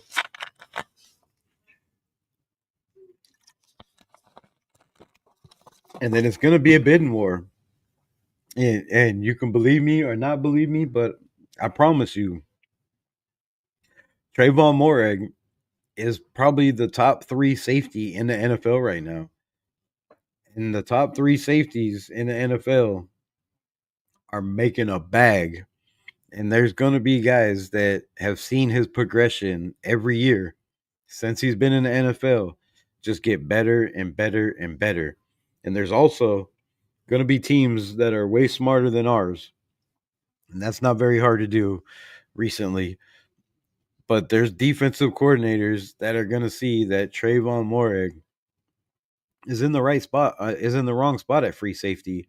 You could put him at safety, you could put him at free safety, depending on if you're running a cover one, cover two. But I believe, like in college, his best football is played in the box, bro. It's down at the line of scrimmage, whether he's guarding a tight end, whether he's guarding a slot receiver, it doesn't matter. I think his cover skills are underrated, and I believe they're better than Nate Hobbs. I think he's a better cover guy than Nate Hobbs, and I think when he's down at the line of scrimmage, um, he's dominating when it comes to blitzing. He's crafty as hell when it comes through getting through offensive linemen and shit. And I think he plays his best football in the box, and somebody's gonna see that, be willing to pay that dude a lot of money, and make him a star that we failed to do. Because really, if you look at Trayvon Morey, bro, he should be one of the most talked about safeties in the NFL right now, with his play style. But they just use him wrong, in my opinion. I think Patrick Graham way underutilizes his skills, and I think when Marcus Epps went out, that it showed how much of value that Trayvon Morey really is, and how underutilized he is, in my opinion. So I think it's going to be a battle for him. Uh, Again, I think it's going to be a battle for a guy like a Malcolm Kuntz. Adam Butler is probably, definitely not probably, you know, Adam Butler, even at his age, there's going to be some teams knocking at the door trying to give this dude, a 3 year contract, of the best contract he's ever had in his life, because we heard him complain last year about how he wants to be an every down guy. He wants to be out there all three downs. He doesn't want to be out there just one play. And he wants a bag. He wants to support his family. He wants to be talked about in that conversation, and he feels that he is that guy, and he could, he's worth that money. And I feel that he showed it this year and last year, especially with the injuries that we had. Adam Butler stepped up and played his ass off, and I think some other teams are gonna, value him a little bit more than we do. And I would hate to lose him. If we do, that's fine. There's plenty of defensive linemen in this draft that we could go get to try to replace him with younger, faster guys, which I see there's a lot of guys in this draft that we can. But I believe, it's going to be one of those guys that's looked at. And um, then we have Jack Jones. That was an AP guy. Antonio Pierce brought Jack Jones in. He was supposed to control him. I think he's got 1 year left on his contract. You know, do they let him go? Do they trade him? Do they just release him? that's going to be a question. I don't know if the other coaches in the building are going to be able, to get along with the Jack Jones with his style and the way he just his attitude and the way he carries himself. Nothing against Jack Jones. I just think there was a reason he did well with the Raiders with Antonio Pierce. So that's going to be another big question you have to definitely ask ourselves. Um, Holland, T. Higgins, Trey Smith, Darnold are going to get franchise targeted. I think that would be it would be very wise. We've seen the man over there and Joe Burrow say, you know, put out his little post tweets or whatever he's doing saying, keep the band together. Don't let my guys go. So this man wants, T. Higgins in the building and he wants the other guy in the building. So yeah, look for them could possibly, franchise tag that guy. Holland, I don't know. Um, maybe Sam Darnold, that would be probably the smartest thing for Minnesota if they're keeping that guy, keeping him around. Why pay him, right? Franchise tag him. Not going to be happy, but if you want to keep your players happy, then man, just pay the guy. Just bring him back. But it don't seem like that's the case. It seems like they're willing to probably let him walk. I mean, they do have JJ McCarthy sitting over there. Um, Raiders' top free agent targets outside of re-signing their own should be Javon Holland at safety, Carlton Davis at corner. Now, I 100% agree with the Carlton Davis. I'm not gonna lie. I would do everything you could possibly do to bring in a Carlton Davis. 100%. Um, Levante David, I wouldn't be mad at depending on the price. But yeah, I don't think we're bringing in linebackers. I think Spillane's the guy. You know, the building loves him. Everybody, from the top to the bottom in the organization loves Robert Spillane, right? He's that hard hat, guy that is just willing to do whatever it takes to win. And I don't think you let go of a guy like that. But I feel definitely we need linebackers and we need to go to like a 4-3 and have two linebackers, out there to cover if he is going to be the guy. Um, Jaron Reed, I think, probably going to cost too much money. Chris Godwin is going to cost way too much money. We just don't have the money to bring in those guys. I just don't see it as going crazy. Um, Dalton Reisner, I would definitely go that route. I'm not gonna lie. We should have got him last year, 100,000%. Um, what would you get for Minshew, James Wilson in a trade? I think we wouldn't get much. I think for Tyler Wilson, I mean, I don't know. You'd be lucky if you could get a fifth, like at this point. I don't think you're gonna get what you put in. So I would keep him and try to develop him with this new regime. I wouldn't even be worried about trading Tyler Wilson at this point.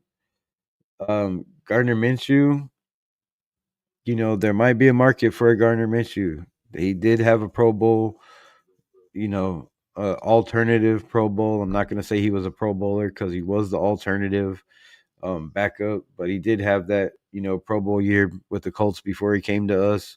So, I mean, there could be a value for Gardner. Now, we did pay him 25 million with what 15 guaranteed. So he's got 10 years on his, 10 mil on his shit. I think somebody would definitely take a chance. I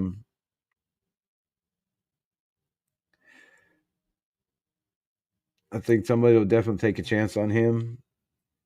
And Andre James, I mean, there's a lot of teams that have worse centers than Andre James right now. I think there's a lot of teams whose backups are worse than Andre James. Um, I don't know if they're going to get value from him. Taddy Raider, it was good. I believe, if you could get a sixth or a seventh round somehow for Andre James, I mean, I would let him go. I would definitely, and I know he's worth more than that. Like, he's definitely, a starting center on a couple teams in the NFL. There's some teams that could definitely, Andre James would be an upgrade. Like, he didn't play horrible for us. I just think he gets, by stronger nose tackles, just gets dominating and pushed around like he's on skates, and I'm just tired of seeing it. But there might be value in a team somewhere for him. We have Money Rebel. We have the second highest cap in the NFL. We do have the second highest cap, but you also have to think that's money for this year. So even at 120 mil, like, I've done the math, I've averaged it out. I don't know. I mean, you're right. We have all the money. We can go get all the guys we want. Just go get Godwin at 20 mil. Go get go get Trey Smith, offensive guard. Pay him 25 mil. Give Max Crosby his money. It's just, we got money. Sign everybody. No, I just don't see it, bro. I don't see it. That leaves 80 million if we get an estimated 120, or about 50 million as the cap as of now. If what? If what? How does that leave? We just said the five guys you said that we have to keep is 30 mil. Or that's the low ball 30 mil estimated. That's five guys. So we keep those guys 5 to 40. So we'll take it on the low. Let's say 30 mil. That's 5 out of 27 guys you have to replace. You still have 27 if you keep those five. So, like I said, at the lowest possible amount, say every one of those guys come back for $1 million. That puts us at 50 mil. And we still have to get two running backs, a shutdown corner, at least two guards, a backup tackle, a backup guard, um, another receiver, at least another receiver, a veteran receiver. I mean, it's possible. It's possible. It's very possible if you can get 22 of the 27 free agents to come back on $1 million deals. I just don't see that. Like, I don't know. Where's this list of free agencies? Um, who is our top free agent and our number one roster in the open market? Who we who would you sign for sure? To me, it's Malcolm Kuntz. I mean, Max Crosby finally came out and said it today. I've said it since he got hurt. I said it last year. Malcolm Kuntz is the most valuable player on our defense, and I'm gonna stand on that shit until he proves me wrong. But until he proves me wrong, it's Malcolm Kuntz. Malcolm Kuntz has to come back. Our defense fell apart last year without him. Yes, we got pressure when we got Caleb on chasing. When Jonah Lalu stepped in, we started getting a little bit of pressure on the quarterbacks. But Malcolm, Max Crosby, injury or no injury, his production fell off like half of what it was without Malcolm Kuntz. The whole defense, we weren't getting any turnovers in the backfield. A lot of the turnovers was Malcolm Kuntz. I think he created 3 turnovers last year. 2 of them ended up being touchdowns, turnover for touchdowns. So Malcolm Kuntz is the biggest part of this defense. There's no way around it. Like, he just, his bend, his technique, his get off the ball, the way he gets to the quarterback, the way he commands the double team sometimes and takes pressure off of Max and Christian Wilkins is you can't put a price tag on that shit. How much will Camus? We don't know. We don't know. There's some saying, anywhere from 12 to $18 million a year, which there might be teams willing to pay him more. It just depends. Like, if you go back and you look at his film and look at how he progressed every single year, And look at how our defense fell apart when he got injured. That was the biggest injury on our team. You know, I think Christian Wilkins hurt us, but we could have got away with Christian Wilkins in the middle. I think with the depth we had, we couldn't make up for Malcolm Kuntz. So Malcolm Kuntz, Robert Spillane, I think you know you have to bring back if the price is right, and Trayvon Morig. I would love to see Nate Hobbs return, but to me, I mean, it depends on what he's asking. He's a homegrown guy, and to me, that's if you're a homegrown guy and you're a guy that's could be just on the edge of Pro Bowl caliber type guy, then I think you should be brought back. That should be a high priority. Divine Diablo, I think we can move on from. Jenkins, I think we could definitely move on from. Uh, I mean, there's a lot of guys you could replace easily. Not easily, but can be replaced. But one thing Max Crosby continues to bitch about, or bitch about, is continuity on the defensive line. How he feels like they have a solid defensive line, and then half the guys are gone next year. So that's another thing you got to worry about, is you got to keep your number one player happy. But yeah, to answer your question, it's definitely Malcolm Kuntz is a guy you have to bring back, in my opinion. Trayvon Morig, you're not going to find a safety that's going to know the system like he does. It's his fourth year in the system with Patrick Graham. I mean, you're not going to find a guy that that's going to get along, that's going to know what your coach is thinking before he's even calling the plays, what he expects. Trayvon Morig is going to be huge, and just Trayvon Morig, Malcolm Kuntz, and Robert Spillane, to me, is like 30 mil. Just those three, or more. Or I mean, it could be a lot more. If we don't resign all free agents, if we if we're not re-signing all the free agents, we have the majority will walk.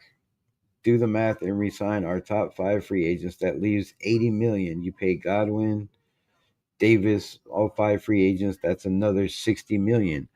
Okay, but LVR, if you let the other free agents walk, you still have to replace them. You can't let 27 guys. You can't let 22 out of 27 guys walk and not replace them. You have to replace them, and you have to pay those guys to replace them. And not every one of those guys, 22 of 27 guys, is going to be $1 million deal. Some of those guys that you replace as a backup linebacker, as a starting safety, as a starting linebacker, are going to want 5 million, 6 million, 7, $8 million one year. So, you know, I know we have a lot of linebackers that are probably pretty cheap, but Amari Gainer's on a rookie deal still. Eichenberg's on a rookie deal. You could get away with some of that shit, but what I'm saying is, I get what you're saying. We have the money, we have a lot of money, but you still have to pay. You're already talking, like, what are you saying? 80 mil. That leaves 80 mil. Blah blah blah. With the 30 and 60, that's 90 mil. If you're talking about bringing in those four guys, keeping those five, we're paying $90 million for 9 players. 9 players. It just makes no sense to me. Yeah, that leaves us 20 million. But if you look at it, like I just said, you're paying almost all of our cap to 9 players, and you still have 22 to figure out to bring in. You need those depth guys. You got to have guys as backups. You got to have guys that the backups aren't as much of a drop off. That is the problem with rosters in the NFL. Is you have a roster, you have guys that are, let's take it as a Madden rating, right? You have a linebacker that's rated at 85. But then his backup, when he goes out, is a 69. There's a big gap right there, a big difference. You have to shorten that gap. And by doing that, you have to pay your backup more money. So you're not going to get $1 million backup at every position. If you understand what I'm saying? Some of those guys are going to be 2 million. Some of them are going to be 3 million. But if you just average 22 guys at $2 million, that's 44 million. So you said that we'd be left with 20. We'd be 20 in the hole. You get what I'm saying? Like I don't know how else I could explain it. No team is giving Malcolm Kuntz 18 million. That's crazy. He'll be lucky to get 10 mil. Um, Kuntz had 1 year production. I disagree. I totally disagree. I totally disagree. You can look at the 1 year production, but you also just have to say what I said. You have to look at the value of what his team, what he meant to his team, and what he meant to this defense was. I mean, come on, it's on film, bro. This team fell apart from the first game, from day one, with him not being in the lineup. And then you have to look at, did he develop every year? Yes, he got better at everything. Did his minutes go up? Yes, his minutes went up, but the production wasn't there because he wasn't getting minutes. So the more his minutes went up, his production never lacked. If you know what I'm saying, his production never fell off. The more the minutes went up, the more the production went up, and it continued to do that until he got hurt. So teams are going to look at that and value that shit. I'm like, I guarantee you, it's a high market for defensive ends with his bend, his speed, his size, dude. He's got violent hands. He has a knack for the ball. He had more turnovers in 1 year than Max Crosby has had on this team his whole entire career. He forced more turnovers in that one season than Crosby has his whole entire career. That's value to me. That's valuable. But I mean, I could be wrong, and we could have. I mean, we could go get all these players, but we'll see in free agency. And like I said on this channel a million times, bro, if I'm wrong and we can get all those guys and afford them, I'll be I'll be the first one to tell you were right when you come back on the channel. Read everything I told you. You're sure 10 million for a draft, 10 million for UDFAs. For the depth that you use to build your team, there is 20 million after that 60 mil. Don't we get 10 plus drafts? Yes, we do.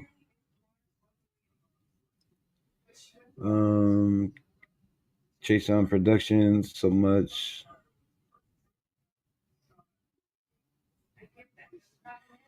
Chase on produced just as much as Kuntz? No, he didn't. Kuntz had 8 tackles in 8 games with 3 forced fumbles. What do you mean? And I don't. And his pressure rating was crazy, bro. He was like one of the highest um, graded defensive ends. No, Chase Sun had great production. I'm not gonna lie, especially for what we were paying him. But that dude's gonna want more money too. Um, do you keep AOC, Zamir White, Andre James, Jack Jones because of their contracts? No, um, I think after June 1st, all those cap hits go way down, and I could see Jack Jones being released. I could see Andre James being released or traded. Um, Zamir White, is this his last year of his rookie contract? I'm not positive, but if it is, then I don't know what we're doing with Zamir White. If he has one more year on his rookie contract, I would keep Zamir White, just to see what this regime could do with him, because I thought he got the short end of the stick. Have an offensive lineman that just was a revolving door. Two different, offensive line coaches, two different offensive coordinators. I thought all that shit didn't really help Zamir White out. keep Zamir White and convert him to fullback. Yeah, I said that on my last live that Zamir White would definitely be one hell of a fullback. Besides the small hands, like he can catch out of the backfield. He's lightning fast. He's pretty decent at blocking, and I think he'd be much better, opening holes than getting stuck behind holes. Definitely, I agree with that 100%. We can resign our top four. Yeah, we can resign all those fools. So, all right, we kind of strayed away from this, but there are some more receivers that I want to bring up that I have to talk about.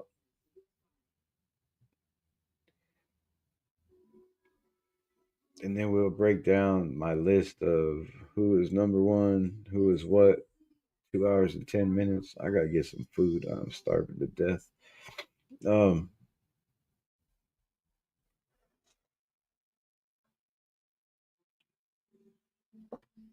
so we talked about Katana Mumpfield out of Pitt. The man is definitely crazy good.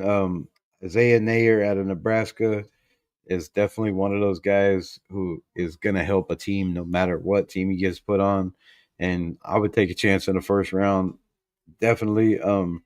Isaiah Tesla, probably, you know, I would take a chance in the second round on some of these guys. He probably will be there in the third, probably the fourth, but he's gonna be one of those guys that um is definitely gonna help a team, especially on third down, especially in the slot or at 6'4", running a 4.5 40. You can put him outside. You can put the dude anywhere.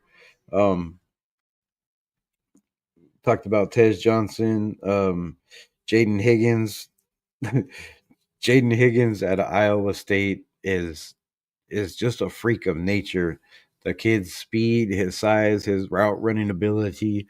Um, Again, one of those guys who doesn't really put his hands up to catch the ball until it's like the last possible second.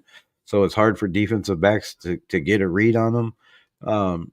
He's definitely a zone killer. Like the man is a zone killer any way you look at it. Jaden Higgins at Iowa State, look for this man to definitely be up there in the top 3 or 4, maybe 5.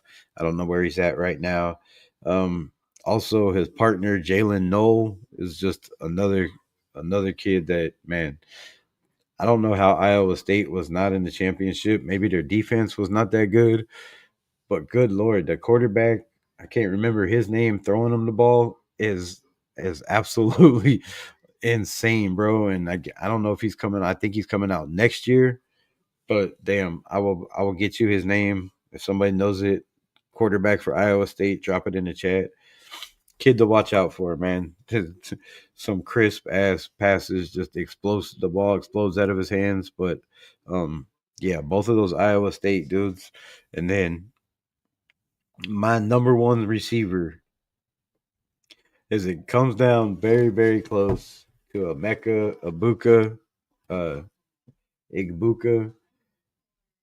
The man is, like I said, it's just it's very, very, very, very, very hard to choose, but not as hard as I think, bro. Savion Williams, 100%, no doubt about it. It is not a question. I believe TCU, Savion Williams is the best wide receiver in this draft. And disagree, agree. I don't really care. I don't give a shit. No, I do, but no, but for real, go watch whatever highlight film you can find on this kid. You can line him up um, in the option at quarterback. You can line him up in the slot. You can line him up at the X. You can line him up at the Y. You could put that kid at HIJK elemental P. It doesn't matter what spot you want to put him at. that dude is going to come down with the ball 90% of the time. You could put him at running back, and he is one of the most explosive fucking people, excuse my language, flipping people I have ever seen with a ball in his hand. Um, I don't know where they're gonna line him, where they're gonna put him at kick returner, at punt returner. The dude is just electrifying every time he has the ball in his hands, and if he doesn't have the ball in his hands, oh my god, it's fun just to watch him just get away from people. Just when he smacks people's hands down, it sounds like their arm just snapped in half. Like the strength on this man is absolute grown man strength. If you like DK Metcalf, if you like Debo Samuel, whatever the hell his name is, 49er dude, Debo. Um, if you like these type of running backs, if you like Terrell Owens, Randy Moss, uh, dude, the list goes on and on of highlight reel, just gonna be a superstar any way you slice it if he stays healthy.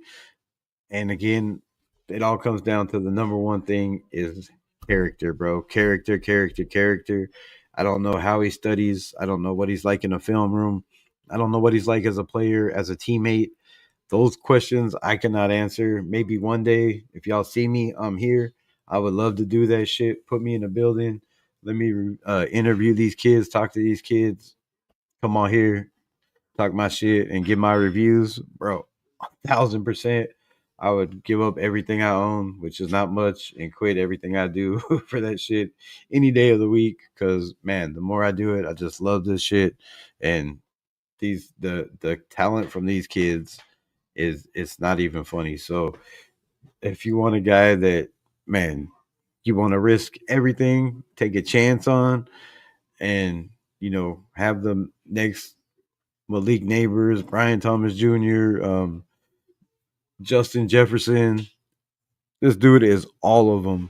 Savion Williams is it's it, I've never seen nothing like it, dude. Never, never, never in my life. Never seen anything like it. The one-handed catches, the route running, the breakaway speed, the tackle breaking, the high point in the ball, the athleticism, and again the strength, bro. The grown man strength is crazy ridiculous. This guy is gonna get paid. He is gonna get so much money, and I wouldn't be surprised if he's the next greatest thing in the NFL. Like Savion Williams is that good, dude. I don't know what else I could say like about this man. It, I'm in awe, dude. I'm in awe. Shout out to you, my guy. You are the shit. Like, and that is my take. That is my number one receiver in this draft. And to any team in the NFL, shit, I don't know. But if you need a wide receiver, if you need a game changer, if you need a receiver that you can line up at quarterback, that you could run read options with, if you need a wide receiver that you could run any reverse wheel route, end around, reach around, fucking whatever out of the backfield with, it's Savion Williams, dude. It is. There is no, absolutely no doubt about it. 100% in my mind. This kid is the best receiver, bro, and might be the best receiver in many, many, many, many moons coming out of the NFL. I mean, coming out of college. Holland will command more money than Moreg. We can't afford it. I say we keep Moreg, dude. I say we keep Moreg. I think they'll find a way. I I think he's better than Javon Holland, dude. I do. I do. I think he is. I said it. I said it. I said it. And I'll say it again. I think Trayvon Moreg is better than Javon Holland. Like, okay, maybe not better, but bro, he's got to be right there. Like, Come on. He's got to be right there. Yes, we can get what does it say? Yes, we can get more than 12 million a year. Holland will get about the same if we get an increase in cap. We will have 120 million. If not, we have 92. We can easily afford it.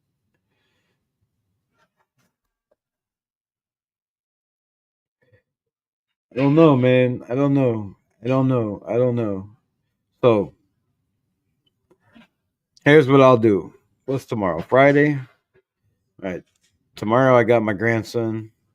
I have to babysit, grandson sit, whatever you want to call it. So it shouldn't. Yeah, tomorrow night sometime, probably later than this.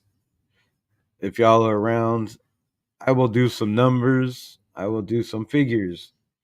I will figure out everybody's contract just from my guy LVR and see exactly where we are, how much everybody makes. Because I don't want to do it right now. Because that shit will take forever. but um,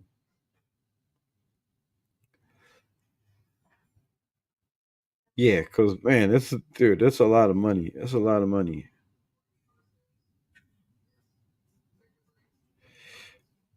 We have to pay.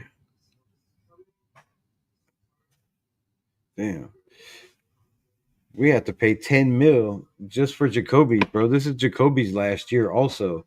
So that's another thing: is do you wait for Jacoby Myers' contract to be up this year, and take it on some team outbidding us for him and losing his services, or do you restructure his contract because there's a lot of contracts that are key guys that we need in this building, and in my opinion, that we need in the building that it might be stupid to wait and to wait too long to try to bring them back, and people might be outbidding us and the price might go up. So it might be if we have as much money as you say we have to go, keep a guy like a Jacoby Myers in the building and restructure his contract, redo his contract, because that shit's coming up too at the end of the year.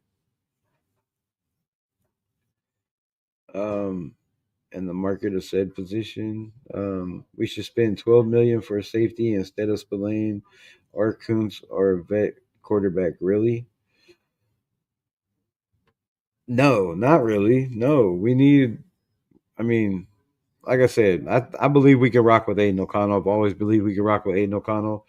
If you put an offensive line around him and you give him 3 to 4 seconds to throw the ball, he's going to pick defenses apart. He's done it against the Kansas City Chiefs. He put up 340 with 2 touchdowns this year in the game we should have won. So, I mean, I think we could get away with not having a quarterback. Definitely, we can get away with that. How good we're going to be, I don't know. Are we going to be an 8-win team? Are we going to be a 10-win team? I don't see it being much more than that if we rock with Aiden O'Connell. And that's, every scenario being, lights out at every position, which is crazy to think that could happen on the money we have. But I'm going to break it all down tomorrow.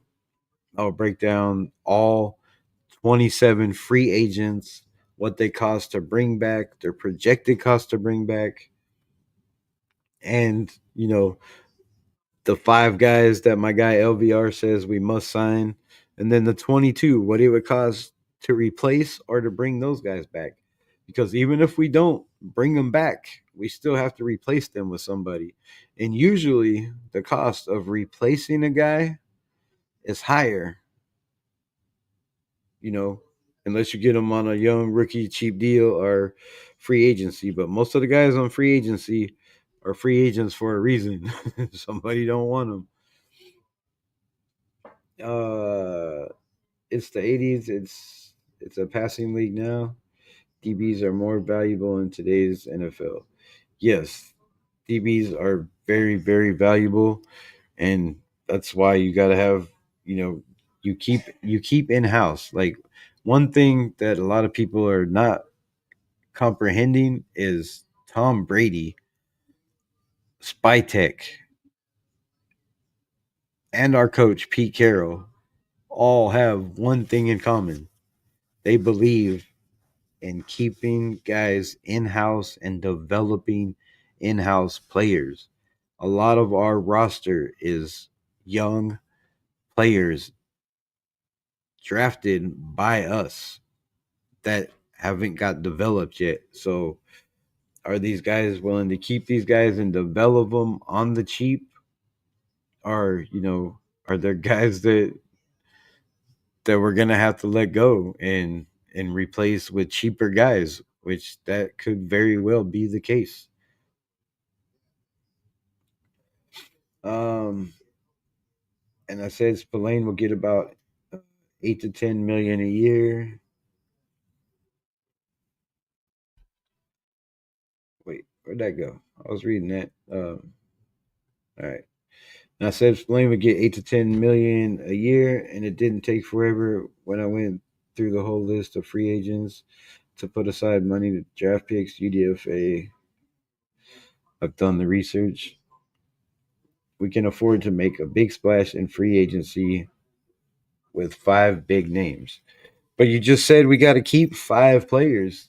So if we go 5 players at that 35 to 40 million dollars that you talked about, and then we bring in 5 splash players, that's our whole entire roster, bro. That's a whole cap.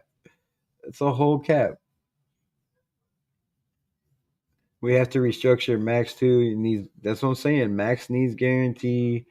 And you have to bring. Believe me, there's key guys.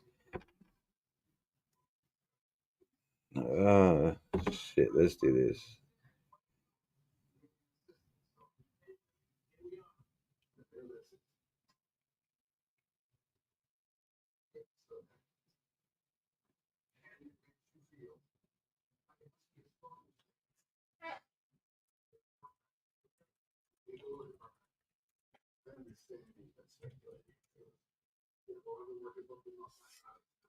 Rangers free agents 2025.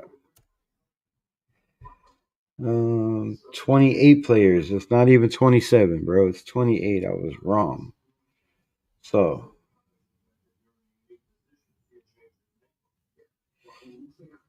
let me pull this up so we can just get this done right now. Free agents enter shebang bang pow. All right.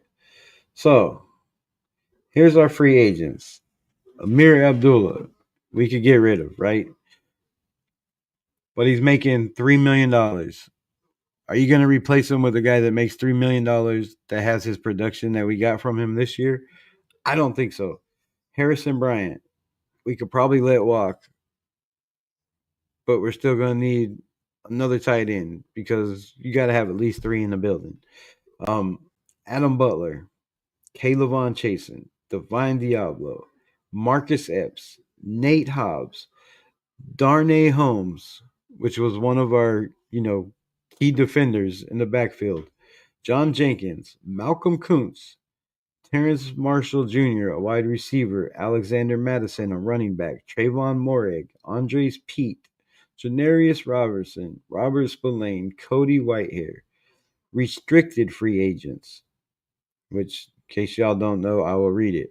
A player with 3 occurred season and an expired contract are free agents to negotiate to sign with other teams, but their original team can offer them qualifying offers that they can offer that they came with the right first refusal and or draft pick compensation. So, guys that we will get comps for is the following: Zach Carter, Luke Masterson, Isaiah Palomau, who is also a free agent that is going to want money to come back.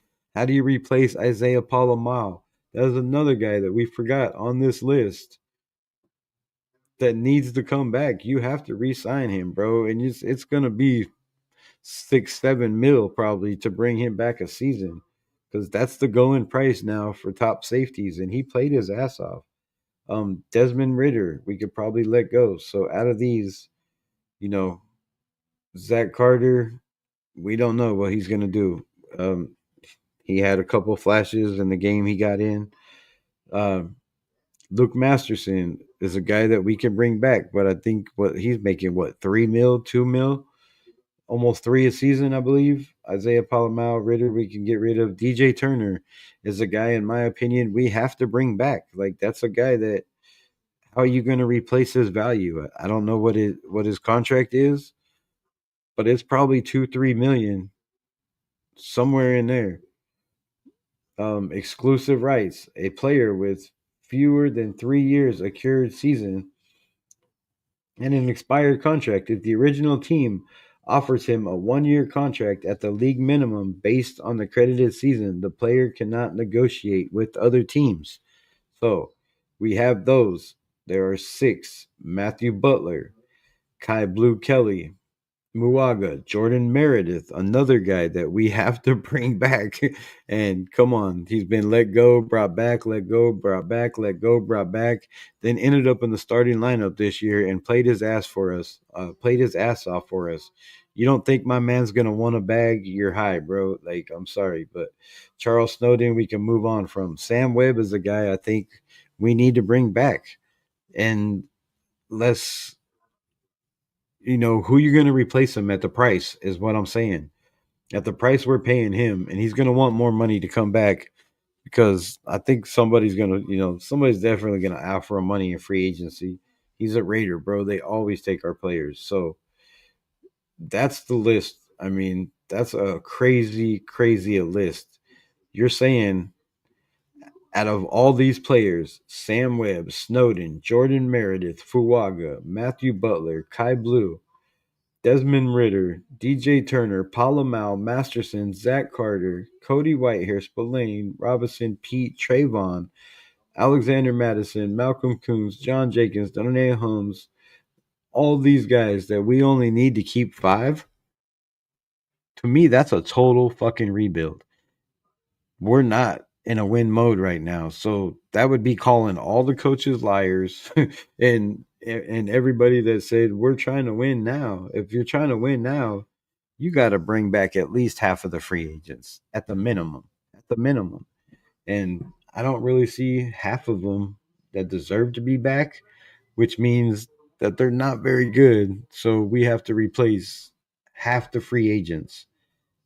That's going to be very, very hard to do, in my opinion, with the money we have. I'm sorry. It's going to be hard, bro. Palomalo ain't getting big money. You guys overrate players at the time. Palomalo is compared to 30 other teams. That's how you need to look at it. No, but you got to look at what he's getting paid now. You have to look at what he's getting paid now. Did he do enough for his value to go up? Absolutely, 100%. I think he played well enough for his value to double because he's still on a young rookie contract, I do believe. So his money's gonna go up, bro. He's gonna want. It's not gonna be no crazy bag, but it's gonna be double what he's getting now, if not triple, in my opinion. And you can get UDFA to replace Turner. I mean, you can. We have one. We have a guy on the roster right now. I thought, in Ramel Keaton that should have got more grass time. Definitely should have got more burn, but didn't. So.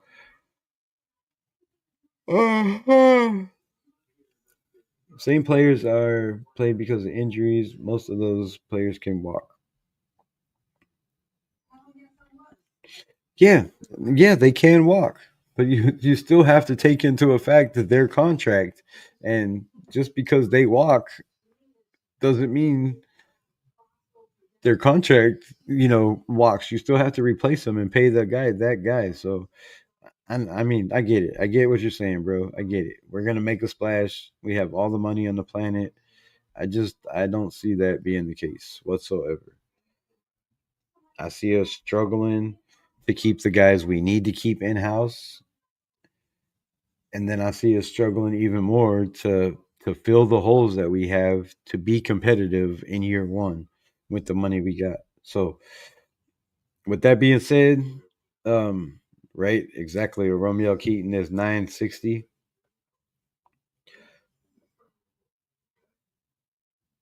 That's if he's if he's enough to beat out DJ Turner. That's we don't know. We don't know in camp. DJ Turner. I'm sure somebody's going to pay him, but I think the Raiders like his value. They like his size, his speed. We definitely need his speed. Um, the man can run kick returns. He does a lot for us, and I think that value is something you have to look at. I mean, like I said, there's a lot of these guys on that list that we just looked at, the free agents that we could definitely let walk. But then you have to still, if they're worth letting walk, that's because they weren't enough value or a good enough player or their price was too much. And if that's the case, you have to figure out which one that is. And if it's because they weren't, good enough production or bringing enough value to the team, then that means you're going to replace them with a guy with more value who's going to cost more money, right? Damn, 2.5 hours. All right, man. So much love. I appreciate everybody rocking with me. Hit them likes, thumbs up if you haven't already. Subscribe to the channel. We will be back tomorrow to break down more. Um, Saturday, what we got going on Saturday? Saturday might be corners. We might break down corners Saturday. Um, yeah, so man, I went down the rabbit hole and I had videos I wanted to put up, and I was going to break down every player, their strength, their weaknesses at wide receiver.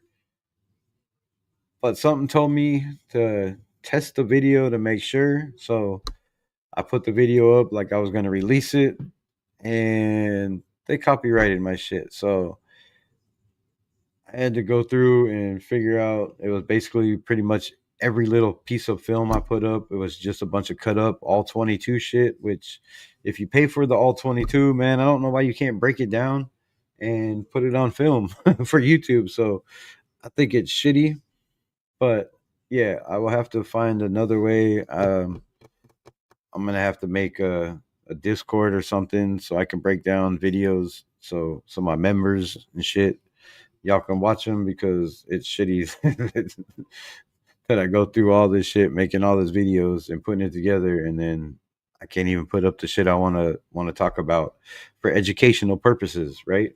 Crazy, crazy. That's why drafting matters. You can build the entire team in free agency. I know we didn't even swing at free agency last year. Like we didn't do shit. We didn't do shit. We could resign 5 starters, get another player. I mean, you can get guys in free agents. You can get guys all over the NFL, but how high a caliber are those players? There's a reason they weren't drafted. There's a reason why they're on the free agency list. There's reasons for all that shit. I'd rather take a guy and develop him that was drafted by us than letting him walk and going somewhere else and getting Super Bowls um like the fuck the linebacker just did. I can't even think of his name, but I'm tired of seeing guys that we draft in house, develop a little bit, start to get a little bit of name and recognition, and then we trade them before we can use them. So I want to keep as many guys as possible. I know Spillane was a UDFA, but he wasn't a UDFA that came out and balled like he did his rookie year as a UDFA, right? It took time for him to get on the grass, for him to develop, and then he even got cut. And then it took us to pick him up before he was that guy. We're in win now mode. I don't know if you realize what win now mode means. We have to win now. Like we don't have time to develop UDFAs and hope they pan out. I mean, yes, we have Amari Gainer and shit on the, Amari Gainer is a UDFA that should have played all season, in my opinion. So I get you, bro. I get you. I'm not arguing with you. I mean, I know how to build a team. I know how to build a franchise. I know all that shit. The best way to go around it about it. But the best way is really the best players at the cheapest amount, and that's hard to do when you have as many free agents as we do. Now, if we only had 10 or 15 free agents, I'd be like, bro, we have all the money in the world and we're going to kill it in this in free agency, but that's just not the case.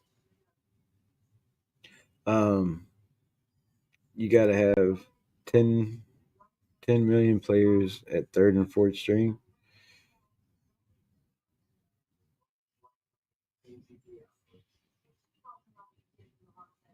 Oh yeah, for depth, I get it. I get it for depth. You got to have 10 million players at third and fourth string. No, we shouldn't even have to have third and fourth string. Really, you should have good enough guys and quality, developed and drafted guys where shit, you should only need one or two and maybe a third string, but all those guys should be getting, time and contributing and being on the field. Oh, I know it's not Madden. Um This is a rebuild. We are changing the whole coaching staff and the front office. It's not a rebuild, bro. It's not. I'm sorry, you're wrong. This team is not planning on rebuilding whatsoever, unless they're lying to us. Unless they're lying to us, they are not whatsoever planning on rebuilding. They've looked at this roster. They've talked about it. There's a reason why they took the jobs that they took because they seen potential. They didn't see a team that they're going to have to come in, blow all up, and wait 3 years to win. They want to win now. They looked at this roster. They seen, man, there's some holes that need to be filled, and you can fill those holes if you can bring back the guys that were key components to this team. It it's not, dude. It's not. I thought it was gonna be a complete blow up and rebuild. Also, it's just you can't hear the guys in the building, Pete Carroll and these guys talk the way they're talking and think it's a complete rebuild. It's just not. It's not. Now, if they decide that Max Crosby is worth trading and shit like that, then yeah, it's a complete rebuild. And either way you want to look at it, when you have 27 free agents, you could say it's a complete rebuild.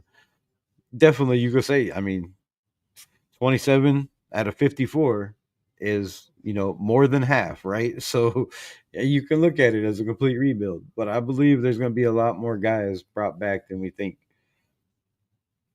Yes, potentially you keep players like the ones who are under contract, the five I mentioned, and you get five names in free agency. I mean, 100%.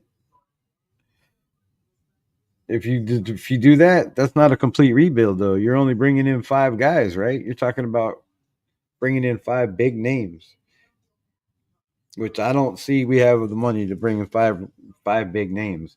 And that's not how Pete Carroll works. Look at Pete Carroll's rosters.